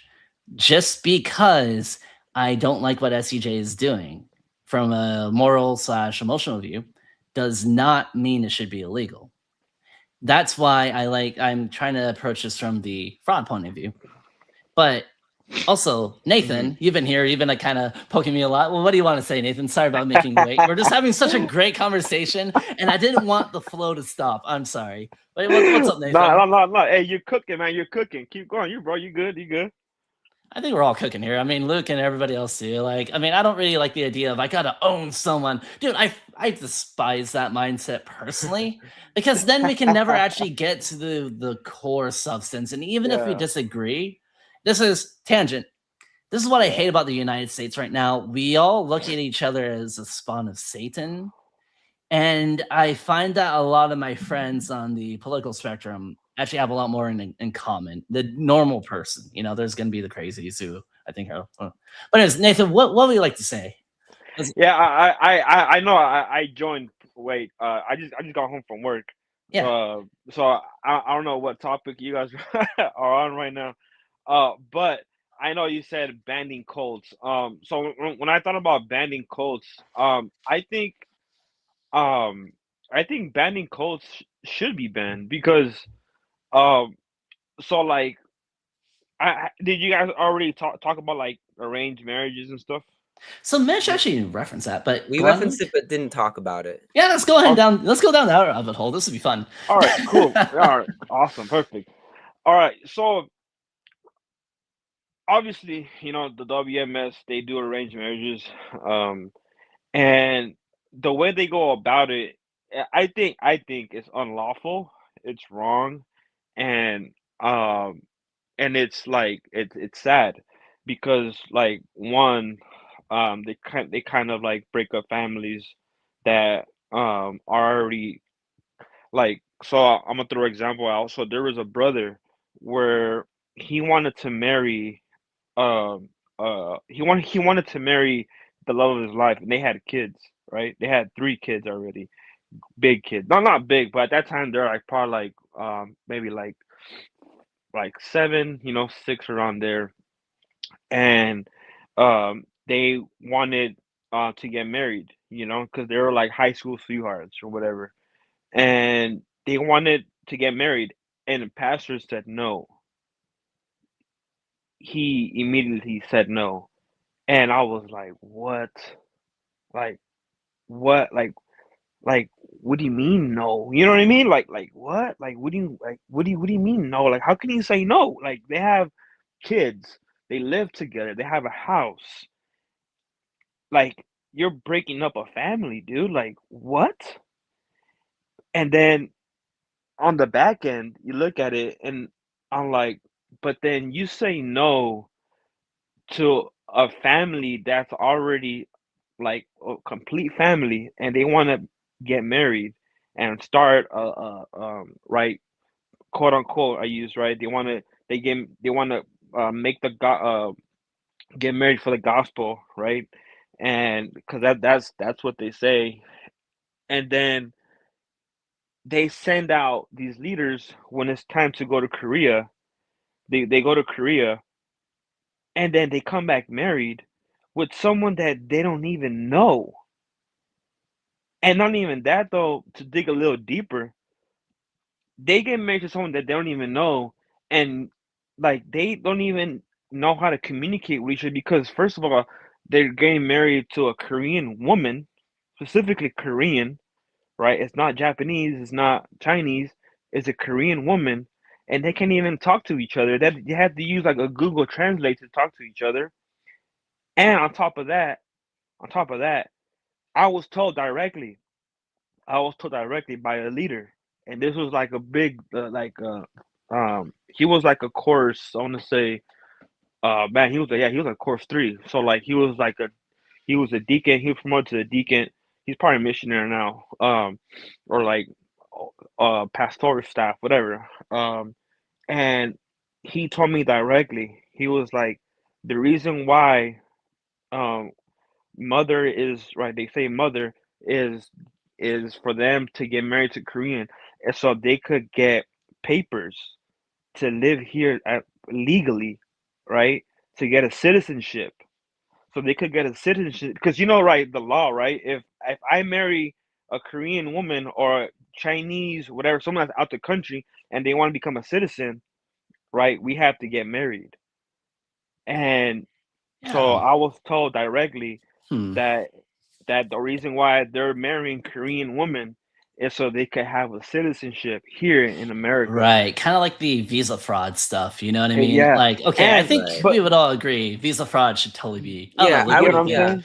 Yeah. So they do that. Yeah. They do that, right? They go down that route, but then they don't want to marry a family that's already complete, Right. Yeah. That's pretty. and That's messed up. that's sad, bro. Like Yeah.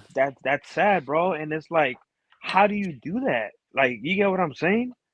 All right. yeah. Look. I would respond.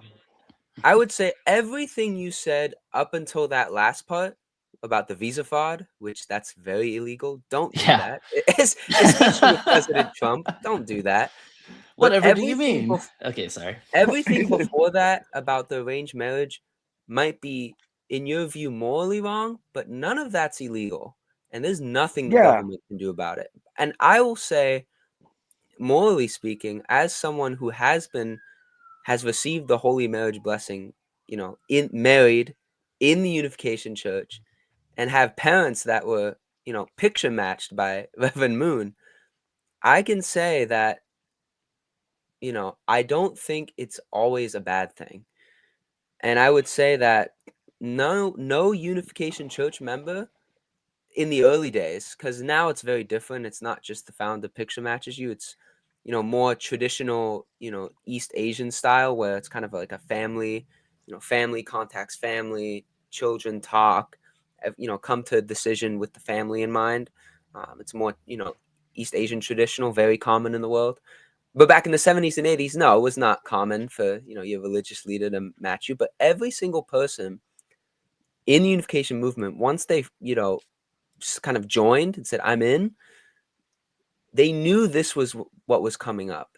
That everything they were doing, theologically speaking, it was taught to them that this was, why you were doing. You were preparing to receive the blessing. And everyone went of their own free will. Every single person. No one was forced to go. Now, would you be kind of socially ostracized a bit? Yes, because you're not doing what most of the group is doing. But I don't think, you know, I would, and many Unification Church members, many, and I'm not saying this just because like, oh no, someone's countering the way we marry, like how dare they? And I'm not saying it because of that. I'm just giving this example because I think the example of arranged marriages isn't, and arranged marriages themselves are not always bad. Many unificationist couples were picture matched without speaking almost any of the same language. And many of them, though they struggled because of the way unificationist faith works and how marriage is at the core of it, it really worked. Like, a lot of them are happy today. Not all of them. I'm sure some of them divorced or whatever, but a lot of them are happy. And I would say free will was not taken away at any point in the process. But yeah, I mean, it sucks for citizenship fraud. And Yeah. like, That one. That's where I draw the line. I'm saying, like, okay, we can yeah, all agree with that a one. pastor, and like the whole thing with like the pastor's like, no, you can't Yeah. marry your high school sweetheart. I mean, morally speaking, that sucks. But I guess that would be my response to that. I know, Yeah. I do though. I do recognize and understand, especially listening to Mitch, that arranged marriages in the WIMSCOG, based on the testimonies I've heard, and WIMSCOG current members who are arrangedly married. I don't know how you would say it. I would like to hear your side of the story because I literally can only hear those who have left the WIMSCOG, and they tell me that it's kind of a rough process, arranged marriage in the WIMSCOG, which sounds a bit different than the Unification Church. Yeah, Yeah. I don't have a main arranged marriages in the World Mid-Side Church of God, they vary, right? So back in the day, Sometimes it was like you and you marry, right? And they'll say you have a choice, but you really don't because they tell you that these marriages are put together by God. So if you reject it, you are rejecting God. So Mm-hmm. it's kind of like a catch-22. They say, yeah, you have a choice, but if you actually really believe, you don't because you're disobeying God if you don't. Second, some of them are not bad. They come and you get to at least meet each other for like 3 months and make your decision. But again, that still same thing comes to it. God put this together, right? Now, my biggest thing is not the arranged marriages. It's what happens if one of them leaves the church. And the church usually tells the other to divorce just because you don't hold the same belief. So I think that's pretty wrong. If they're the ones that put you together, if God put you together, um, then it should last. Or, you know what I mean? But yet God is putting us together. And then when we split, because I don't believe, somebody doesn't believe, they literally will tell the other person you should divorce him. And even when somebody's still in, I've heard many cases, even the husband or the wife will still be in, but they're doubting. And because their doubts are so strong, the leader will tell them, divorce, divorce them. And this is what I think's wrong is because if you're the one, the organization is the one that puts us in this predicament, it's sad that they're the one controlling everything. I'm a grown man. I have a grown man telling me, uh, who I can and can't marry, which is fine. Like again, I don't have a problem. Like, do I agree with arranged marriages? No, but it's not something the court should get involved with. I don't think it's a legal thing.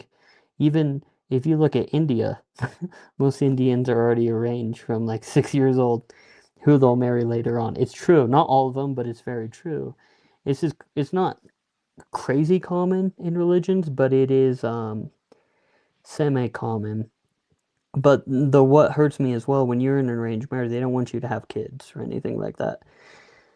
You're not supposed to have kids, because which is against the Bible. I think. I think you should have kids. I think it's God's family system He made on earth. So they don't want you to have kids. They say this isn't for love; it's for the gospel. And if you leave the church, you're supposed to split. So when I look at the biblical definition of divorce, there's only a certain reasons why the wife can divorce you, or the husband can divorce the wife. But for this church, they don't care. They'll just divorce you and they'll put you with a new person. If you're a worker, they'll just arrange you with another person. I've heard of multiple cases where people are arranged to like 3 different people. Yeah, I So definitely this is what's wrong about it. think. I think though it's just like okay, so from a purely legal perspective, of course, it is obviously going to be difficult to prosecute that.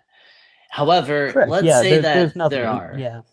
But let's just say that hypothetically, you're actually able to show the various text messages saying, okay, hey, you need to divorce your husband right now. And I can kind of maybe see a potential legal way of saying, like, hey, you're influencing my wife or husband to divorce me. However, I can also Correct. see, Yeah. I don't know, like, Luke, what do you think? Like, I don't know. I can kind of see it from that Well, angle if I the were like thing a that hurts for lawyer. me is this like even Yeah. if I want to respect my wife, Yeah. the church will still try to interfere. They'll still try to get her to leave me, Right.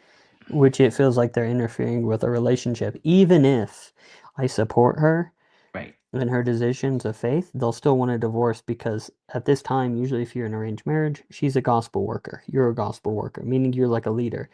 So they don't want to they don't want that to go unutilized.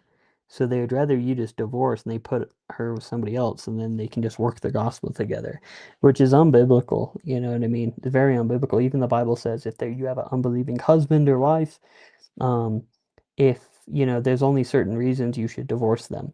The Bible is very clear about this. You can be married to somebody that doesn't believe, but there's reasons and teachings Jesus gives on the basis of divorce, and the church does not follow that. The World Messiah Church of God says they follow the Bible fully, but when you actually look at it, they don't at all.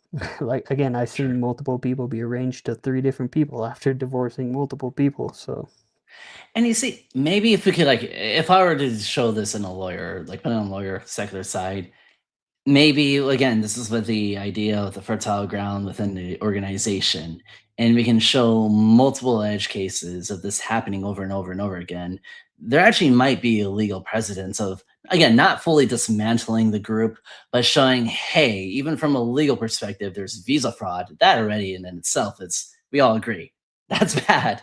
But now moving to the, okay, the leadership of this church is, are they influencing the person to go through with this divorce? And Luke, I want to hear your perspective on that. And one more thing before Luke speaks, but yeah, I agree. And like Luke, I honestly, from what I've read with the unification, I don't really have a problem with it. Because again, I don't. Do I agree with arranged marriages? No, but I don't think there's any like legal problem with it. And again, many religions do that. Many cultures do that, so I don't have a problem with that. But what I have a problem with is the aftermath. What happens if somebody leaves the faith? That's what I have a correct, because world mission, you got to cut it for the most part. Mm. Yeah, unificationism doesn't have a teaching which says you must divorce if one partner doesn't have faith. Unificationism is very biblical in that sense. You stay together. Divorce is not an option. One of the, you could say, appeals that the Unification Church gives to the blessing is that it's not like marriage in the secular world where you can get a divorce. It is for life. There's no, now they're called blessing dissolution forms where like if a couple's like, I don't care what the church teaches, I want to divorce, I want this to end, then religiously speaking, you can't, because you could get divorced legally, but in the church, unless you know, go, do file a dissolution form, like technically the church is going to consider you blessed and married. So there's that, very different than the Wimskog, theologically speaking. But you're asking Chris about can they bring a court case for that? I still say no, because I don't know what crime they could say they're pressuring them to do. Mm. I mean, okay, visa fraud, yes. Yeah, That's not visa American. fraud. Yeah, we're But all in like, agreement there. oh, Yeah. there's this pattern of, pressuring members to, do arranged marriages, and, pattern of pressuring to, Mm. divorce if one of them leaves, and, pattern of contacting the believing spouse, because even that's tricky, because I was thinking for a second, like, wait, couldn't you file like a cease and desist? And then if the church doesn't obey that, then you have a Yeah, legal there you case. go. But the I think that's problem actually is, a, yeah. the spouse that's believing, Mm. is okay with the church contacting, Mitch, in your case, that she is okay with the church contacting her. So it's difficult to do a cease and desist. You could, say that stop contacting me, Yeah. but there's no cease and desist where one partner can say stop contacting us. So Yeah, legally, that and would that's one be thing that's an issue. hard in my position because Yeah, they Right. they always and it hurts from my point of view because I want to respect my wife's faith, but I want Right. her to respect what I'm doing. I don't bring up what I'm talking about. She doesn't have to watch it. I'll still take her to the church. She can still tithe. I don't want to argue about the church with her at all. But the problem is when I was leaving, when I had a question to the church, she's like, ask the church, and I did. And then they were like, "Oh, get back to me in a week. We'll answer it." They don't get back to me, so I try calling them. They don't call they me. They call call your my wife. wife. Yep. Right. And then same, it happened multiple times. I confronted my overseer. Why is everybody blocking me? I said, you're acting like the Jehovah Witnesses, like you're shunning me. And I tried calling him. Guess who they called? They Your called my wife. wife. They keep interfering with her. And then the same thing happened when I asked my overseer for an apology because I was going to make a video and I wanted to leave him out of it. I just wanted it to be on the organization. But when I called him, he said, I won't talk to you unless your wife's here. Right. And I know they called my wife because I'm in a place like at my condo that I'm always like calling my friends and stuff. She's never came out. The one time I'm on the phone with overseer, she comes out. She says you're being too loud, but I'm not because I'm always talking that. So it hurts me because this group will try to use the wife against you, especially if she's Mm. Korean. Because when you think about it, where's your loyalty lie? Husband should be first, right? But what comes before family? God, right? God comes before family. So since God becomes before family and God's telling you, do this or spy on your husband, because they made her spy on my phone in Korea.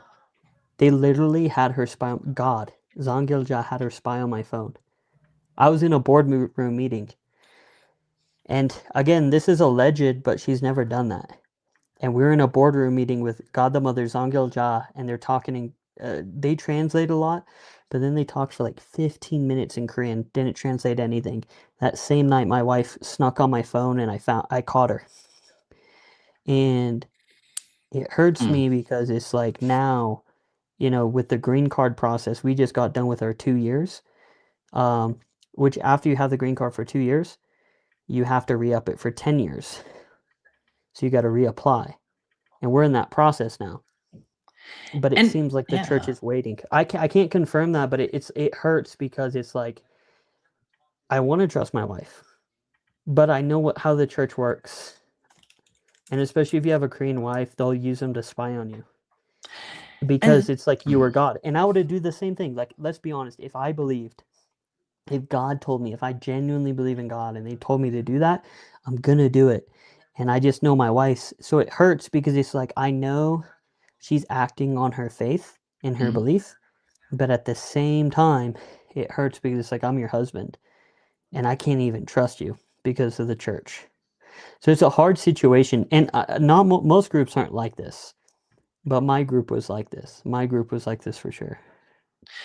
It's very interesting now too, because a quick Google search, there have been actually a lot of court cases discussing this. I think there's a Nordic country that recently, citing the Jehovah's Witnesses and their shunning laws. That's why they're starting to kind of disenfranchise a lot of their nonprofit religious status. And this is again the ultimate question is okay. So morally, absolutely wrong, in my opinion. If you can, I think the spying thing, that's the gray area of, it's like, okay, what the heck? And I always like to hear Luke's perspective since, you're, I guess, opposition. Not really, but whatever. Um, dude, again, I want to put this on record. I hate debates. I despise debates. I see them on TikTok, for example, going Agreed. I lives a like lot. this open discussion. Oh my gosh. Every time I see a debate, I just want to like pull my hair out because like, yeah, you're cooking the guy. And I'm like, bro, like then it's like no real discussion happens. You know what I mean? But it's fun to like send memes, of course. But I mean, I mean, I would should just say, yeah, go oh, on. go ahead. No. I mean, I've heard you talk about this a few times, Mitch, and it's really sad to hear what's going on. Really, really, the situation that really sucks. Yeah, it does. Yeah, and it's interesting to say because it's interesting to hear because yeah, unificationism is so different, just objectively, on this part of one's life. What can the law do?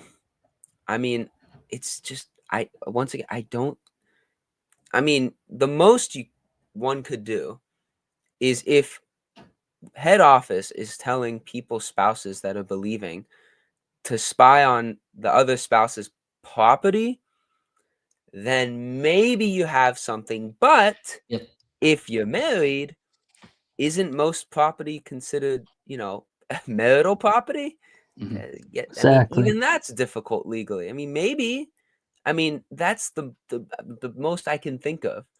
But even Agree. that, it's like there's so many things that companies, religious organizations, etc., can do that are not morally right, but it's really difficult for the law to step in. And Yeah. yeah, I and think and that that like and that oh. sucks. But it's also Mhm. like, you know, it goes. There is this principle in the U.S. Constitution which is called limited government, and the Mhm. idea is that you make government limited as such so that the people have maximum power. And so, even constitutionally speaking, the Constitution doesn't like the idea of the government necessarily resolving all problems. Now, this is just legally speaking, morally, religiously, the different question, but at least in America, because you've mentioned some interesting examples, Chris, in Singapore and Australia, the US Constitution is just built differently.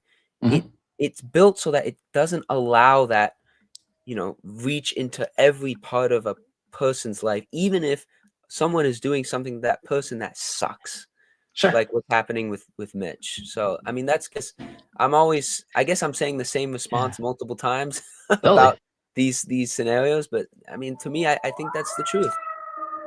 Yeah, I Oh, the definitely police think are coming that. after me for criticizing the government. Uh-oh. But yeah, like I definitely think that the overall view that I have is the government shouldn't intervene, it should be the last resort. I definitely think though that there are times where government intervention may be necessary to protect the general population. And that's Absolutely. when like fraud and etc. Now, I'm not going to say, and I never will say, okay, yeah, we should absolutely disband WMSCOG, for example, for these practices. I think that we have every right to go after them legally for visa fraud. And let's say that if Mitch, for example, or someone in the future were to go approach a court case saying, like, hey, I have evidence of at least like an overseer of a region explicitly telling my wife to do A, B, and C. And here's the text messages and etc. I think it would be interesting to see how that court case kind of plays. Even with the Shintanji, hey, I have a lot of evidence to show that they were dishonest from the beginning and that this is fraud. It would be very interesting to see how that would play out in court. But I think what we can all agree on mostly is, should it result in a group being disbanded? And my answer is no. Likewise. Even Shintanji. Even Shintanji. And I think this is a very fruitful conversation. It's already been over like, wow, like what is an hour 20? So it's like, gosh, Hour like 2.5. 51. That was fast. I definitely think in the future we should have more spicy topics. Um Absolutely. oh man, gosh, there's like infinite amount of them. There Like, is a question from the man. chat, by the way, that was Totally. addressed to me. I don't know if you want me to answer it. So From which a one while is it? ago. From Right? Missionary Cali. That's your From a ban while calls ago. based off of making doctrine of lies. I mean, I think that Well, like, there's a next one. It says, how do you feel about Hak Jahan being oh tried yeah, for okay, bribery? Yeah, that one. yeah, go ahead and answer that, dude. I can answer that quickly. I mean, I think it's fine if she's being investigated, but I think the actual case and the charges and the way it's being handled is a bunch of baloney. The evidence that she told anyone to do those actions, which is what the charge is, keeps collapsing with every court testimony and other Unification Church official that, talks, especially Yoon Young Ho. And she's in detention when she has medical needs. And they're saying, oh, she's going to leave the country. It's like, no, you can put on, like Mitch said, house arrest or like take her passport. Some people might say, oh, but she's rich. They have ways of getting around. Like she could just hop on a plane. It's like, Then we have more legal prosecution we against have her. more So, prosecutions and like it's just so much wrong with yeah. that argument to me.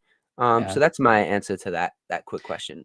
We kind of touched on it, but Yeah, and I can go ahead and answer this too. Like, okay, so deception, you're not allowed to research. Okay, so from a purely legal point of view, I think that won't hold in court. I think the better legal point of view would just be like, hey, I was defrauded into joining this group, and here's the evidence of explicit text messages. Because at least with that, we have news, articles, we have testimony of former members, and then we have internal trainings to show explicitly this is how you approach a pastor. You agree with blah, blah, blah, blah.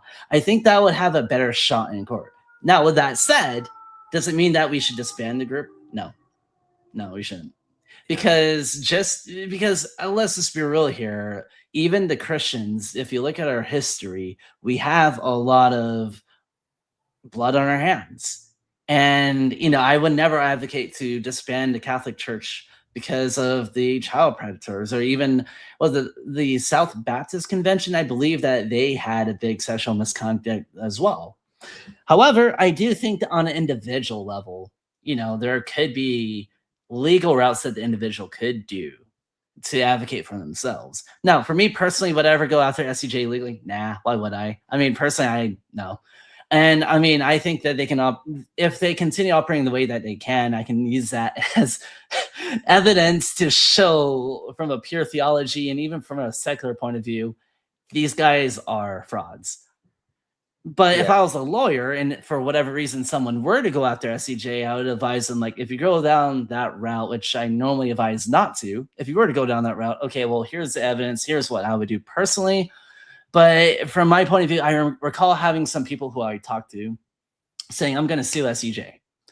I just told them the brutal honest truth. For one, SCJ has a lot of money and resources. For two, they're going to drain you of your resources. For three, that's still an uphill battle, because what Luke correctly pointed out is they didn't strip you away from your free will in a physical sense. I would just say that if you were to do that, again, the fraud sense is better. And then for WMSCOG, as Nathan was saying, dude, if they're doing visa fraud, I mean, that one is an instant That's a big win. no-no. Yeah, that's Come a on big no-no. Because what I fear about like going after the cults legally is that it can easily be applied from some avenues, not all of them, but for some avenues, it can easily be applied against the Christians, against the Buddhists, against the Muslims. And I think the cure is really just saying, hey, we need to talk about this. And then another way of approaching cults, in my opinion, high controllers, whatever, is as a Christian point of view, we need to have the discussion within our body. Why are groups like Shintenji growing? And yeah, there's the fraud, deception, 100%. But there's also the idea of what honestly initially appealed to me for SEJ was the fact that finally I found a Bible study that they were willing to nerd out about the Bible. I had an ex-girlfriend, the girlfriend thing and how I got recruited, sure. But despite that, despite seeing her, I still stuck around because I was fully convinced this is the truth.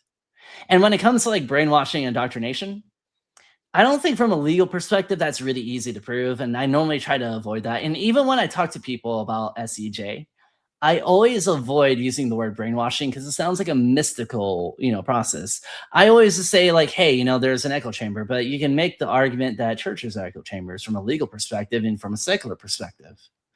So instead, to be more fair to SEJ, I'm just saying, like, okay, hey, here's the wisdom of hiding. Here are the documented factual evidences of previous iterations from all over the world showing that they aren't fully transparent on who they are, and one ought to be very cautious around them. And by the way, if you want to have a theological reasoning against them and their fulfillment, here's a website. And I found that to be a lot more effective because I don't want to feed into the persecution complex. And I don't want to justify, just like with Waco, the tragedy where, the house was burned down by the feds. I think that the way that they did it was the direct government intervention of gun pointing at them. That justified their profit, that now the seals are being unveiled and that the, world's going to end. And that's why so many of the people were tragically passing away in that house. And I just rather have open dialogue. Like, again, Luke, I really do appreciate you a lot. Like, I really mean it. Even though I disagree with you on the SEJ, blah, blah, blah thing, I would rather have honest discussion. And this is what I wish Winscog and SEJ would do. Yeah. It's so annoying because there's one person who I think she would actually be down to have I asked her directly on Reddit and she's like, I'll think about it. So that's progress. And I'm like, listen, I'm talking to a current unification church member. Man, it'd be great to talk to LDS people too. Yeah. Like, I guess my name exposed in the cults probably does it. Kind of scares them away again. So it did maybe the opposite to me. I was like, what's going on here? Let me see. Right. What do you think, Luke? And then, well, it sounds like we're closing out here. So I'll just say, totally. I mean, I totally echo what you said. I think, yeah, what you guys are doing, I mean, it's the right way to go about it.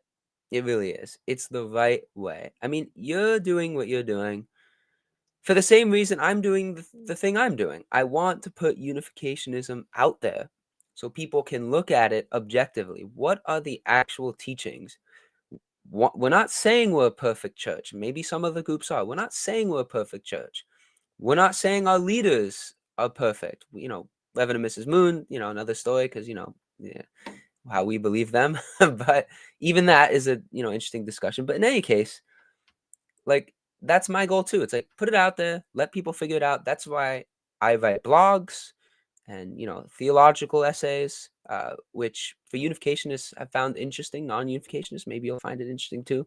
That's why I make videos. That's why I talk with you guys, because it's really fun and it brings, my side. It's not my side. It's unificationism as objectively as I can bring it to the public. So we're all doing a similar thing, just in different fields.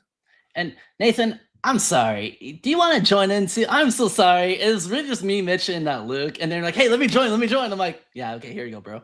I'm so sorry. Yeah, you should be ashamed of yourself, buddy. I gotta whip myself, or whatever, Yeah.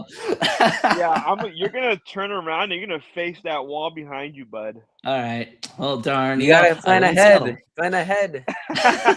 Dude, this was kind of like, okay, I did text you, Luke, a while back, but I was like, oh yeah, I was kind of doing other stuff. Thank you for following up. Dude, okay. Of course. We got to do another one. I would love to have a discussion about like, okay, so why unification? I think you did a video with Adam, one of our good friends. Yeah. And offline, I'll talk to you more about like maybe we can have a live stream with the Cultish podcast. That'd be pretty fun too. So, and then Nathan, anything else? And Mitch, you too? Mitch could wait. 감사합니다. 감사합니다. Nay. Hey, like I said before, I joined in late, man. I just got home from work. But I don't really have nothing. I wish if I didn't have work, I would have prepared myself more. Oh, totally. But yeah, no, man, the conversation you guys are having is like I said in Edgar's last video, it's amazing to like hear different perspectives from everybody. Mm-hmm. And I learn new things every time, every live, bro. And like I feel like I've known you guys for my whole life, and and it's beautiful, man. It's beautiful, and I know it's coming to the end, but yeah, I don't really have much, bro. It's just the arranged marriages part, like it's kind of sketch, honestly. The visa stuff, man, like it's pretty like the fact that like they do that just so they can have a citizenship. I know, dude. Just do it the right way, people. Come on. I know. Yeah, that's kind of like that's a no, and that's the beautiful part is that we can all agree with like a lot of the core principles here. Like I feel like we agree 80-90% of the way. There's that 10% that we disagree on, Yeah. Wait, you don't agree with me 100%? Nope, you're persecution. Yeah. Nope. But yeah, other than that, man, yeah, I just hopped on just to join you guys and really hear. I'm more of a listener, and but also like whenever I watch lives like on YouTube, and like I'm like, oh man, I wish I could say something, but like obviously I'm not in the group. And so like that's why I like to listen to you guys, and I'm like, it's good to have that option to like, hey, can I share something, and so no, yeah, man, hey, I love what you're doing, Chris. Luke, nice to meet you, bro. Nice to meet you, and man. I don't think I ever met you, Chris, but dude. I mean, we're in the same group chat. I see. I mean, I try to keep up, but like, bro, I have like. What do you got to say to me, Nathan? And Mitch, he's a legend. Palms sweaty, knees is heavy. Okay. Awesome Eminem, huh? For future videos, out there. Me and Mitch, 8 Mile, bro. I feel like I went through the 8 Mile. It's because last time we were on the live, Mitch dropped the mic, and oh man, his knees was heavy, his palms were sweaty. Bro, okay. One of the things I'm looking forward to, Mitch, you and me, I want to learn about Eastern Lightning. Let's go deep into this. I want to know what they actually. For sure, believe. I mean, I got you got some books I hear, right? Hey guys, you got some great Pokemon cards over there. Yeah, Pokemon. Oh wow, this is some a lot of fruit on that tree of knowledge of good and evil. Right there. Wow, official these books you can get. This took a year. Dang, by the way. I think, man, this took me 6 months. Bro, Eastern Lightning. What? I'm jealous. I need more books on my shelves. Bro, I'm jealous of you guys. Like my bookshelf's on my left. You can't see it yet. It's kind of, it's a work in progress. It's just like, a reminder.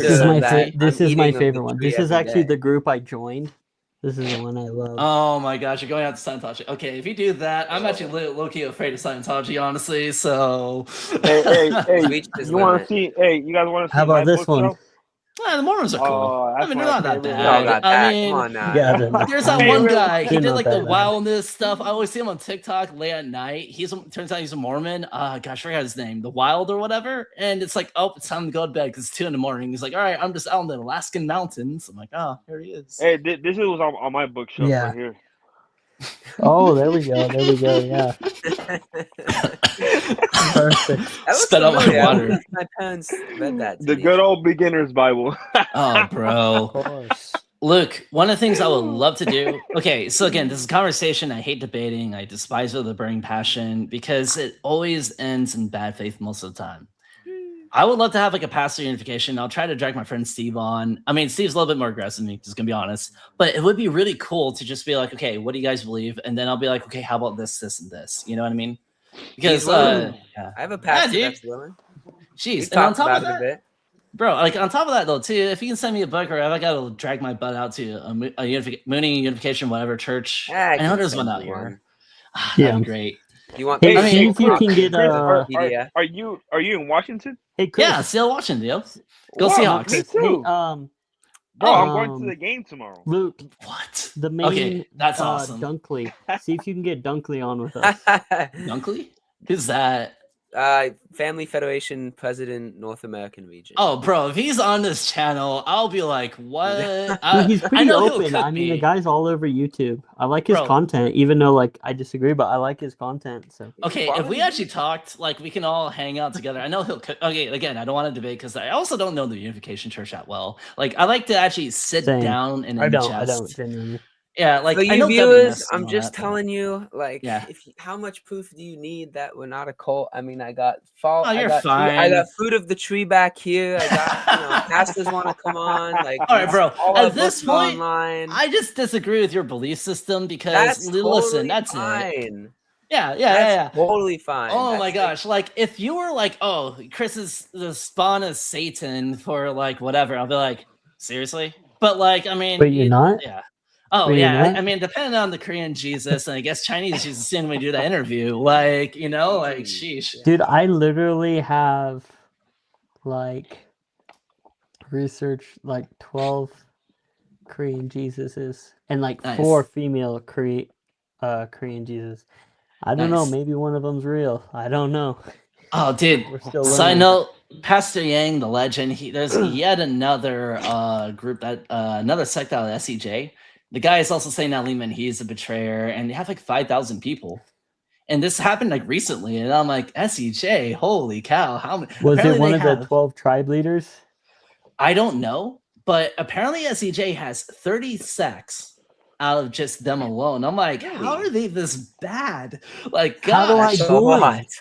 I Yeah, know, help and they're not me even that old. join. Like, bro, like Buzzcog is absolutely kicking SEJ's butt, and I love it personally because I have a little bias. But even then, it's like, come on, bro, like get your act together, man.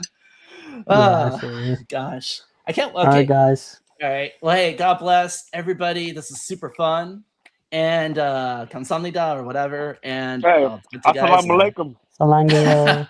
Also, go Seahawks. Salangeo. Go Yeah. Patriots! Come on. Oh no, Go no, Broncos. Give me a Hey, rematch. Hey, let's go kids. Dodgers. Hey, How about that? No. Broncos, Throw the Patriots ball next again at week. the goal line. Come on tomorrow. now. Hey, we don't talk about Broncos, that, okay? Patriots tomorrow. It's exciting. Hey, we have Hey, we don't representation talk for all four. about Bruno. Hey, I'm going no. Broncos. You going Broncos? Hey. Oh man, You ready? I honestly, when I heard the news about the quarterback, I really felt bad. I did, but Jared Stidham's Bonus, good. yeah. He's good. He Don't ain't worry. bad. He'll give Oh, some- dude, We'll maybe see, what we'll we see. can do is a watching party of the Super Bowl. That actually, like, that would actually be that'd be A live interesting for a stream on the live, Super Bowl? Yeah, that'd be Yeah, fun. I'm down to host it. I mean, Hey, shoot, hey, are you guys ready Yeah. for that Bad Bunny halftime show though? Oh, I thought it was someone else. I thought they got No, they got Green? no, it's not Bad Bunny. It's Green Day. Green Day's Day. gonna Yeah, be they o- got Green Day because everyone's complaining about Bad Green Bunny Day, or whatever. really? Wow. Wait, Yeah, did they apparently take they off got Bad Bunny? Green Day's gonna be I hope opening not. it. He's opening. Okay, because a lot of people were No, whining about They, it. Roger Goodell, he answered a press conference when he first announced it. He's like, "Nope, we're doing this." So Dude, Yeah, the we whole got- complaints about Bad Bunny, I'm just like, why do you care so much? Like, come on, just let the person. I don't come like on. any of the halftime shows. So There you call go. me an old grandpa. Call Me me an old neither. grandpa. I don't like him either. I have so- not enjoyed a single halftime show of the Super Oh, Bowl. are you Because you know what? serious? I don't care about them. I care about the football. I don't know, man. The I just like the football. memes from like the Like NFL. the That's it. football. Hey, you mean American football, not football? Okay, whatever. This is No, America, we're talking okay? I mean, about you live in soccer. Seattle, bro, We're don't you? talking Or are you about from soccer, LA? Nathan. Hold up a second. Let's see here. I think we got like both coasts and like the middle, like Colorado, all represented here. So this is kind of fun. All right, guys, this was a fun talk. Yeah. Next Appreciate y'all. episode, we'll figure it out. I think Eastern Line would be pretty fun. Talk to you guys later, okay? All right, peace. Later. We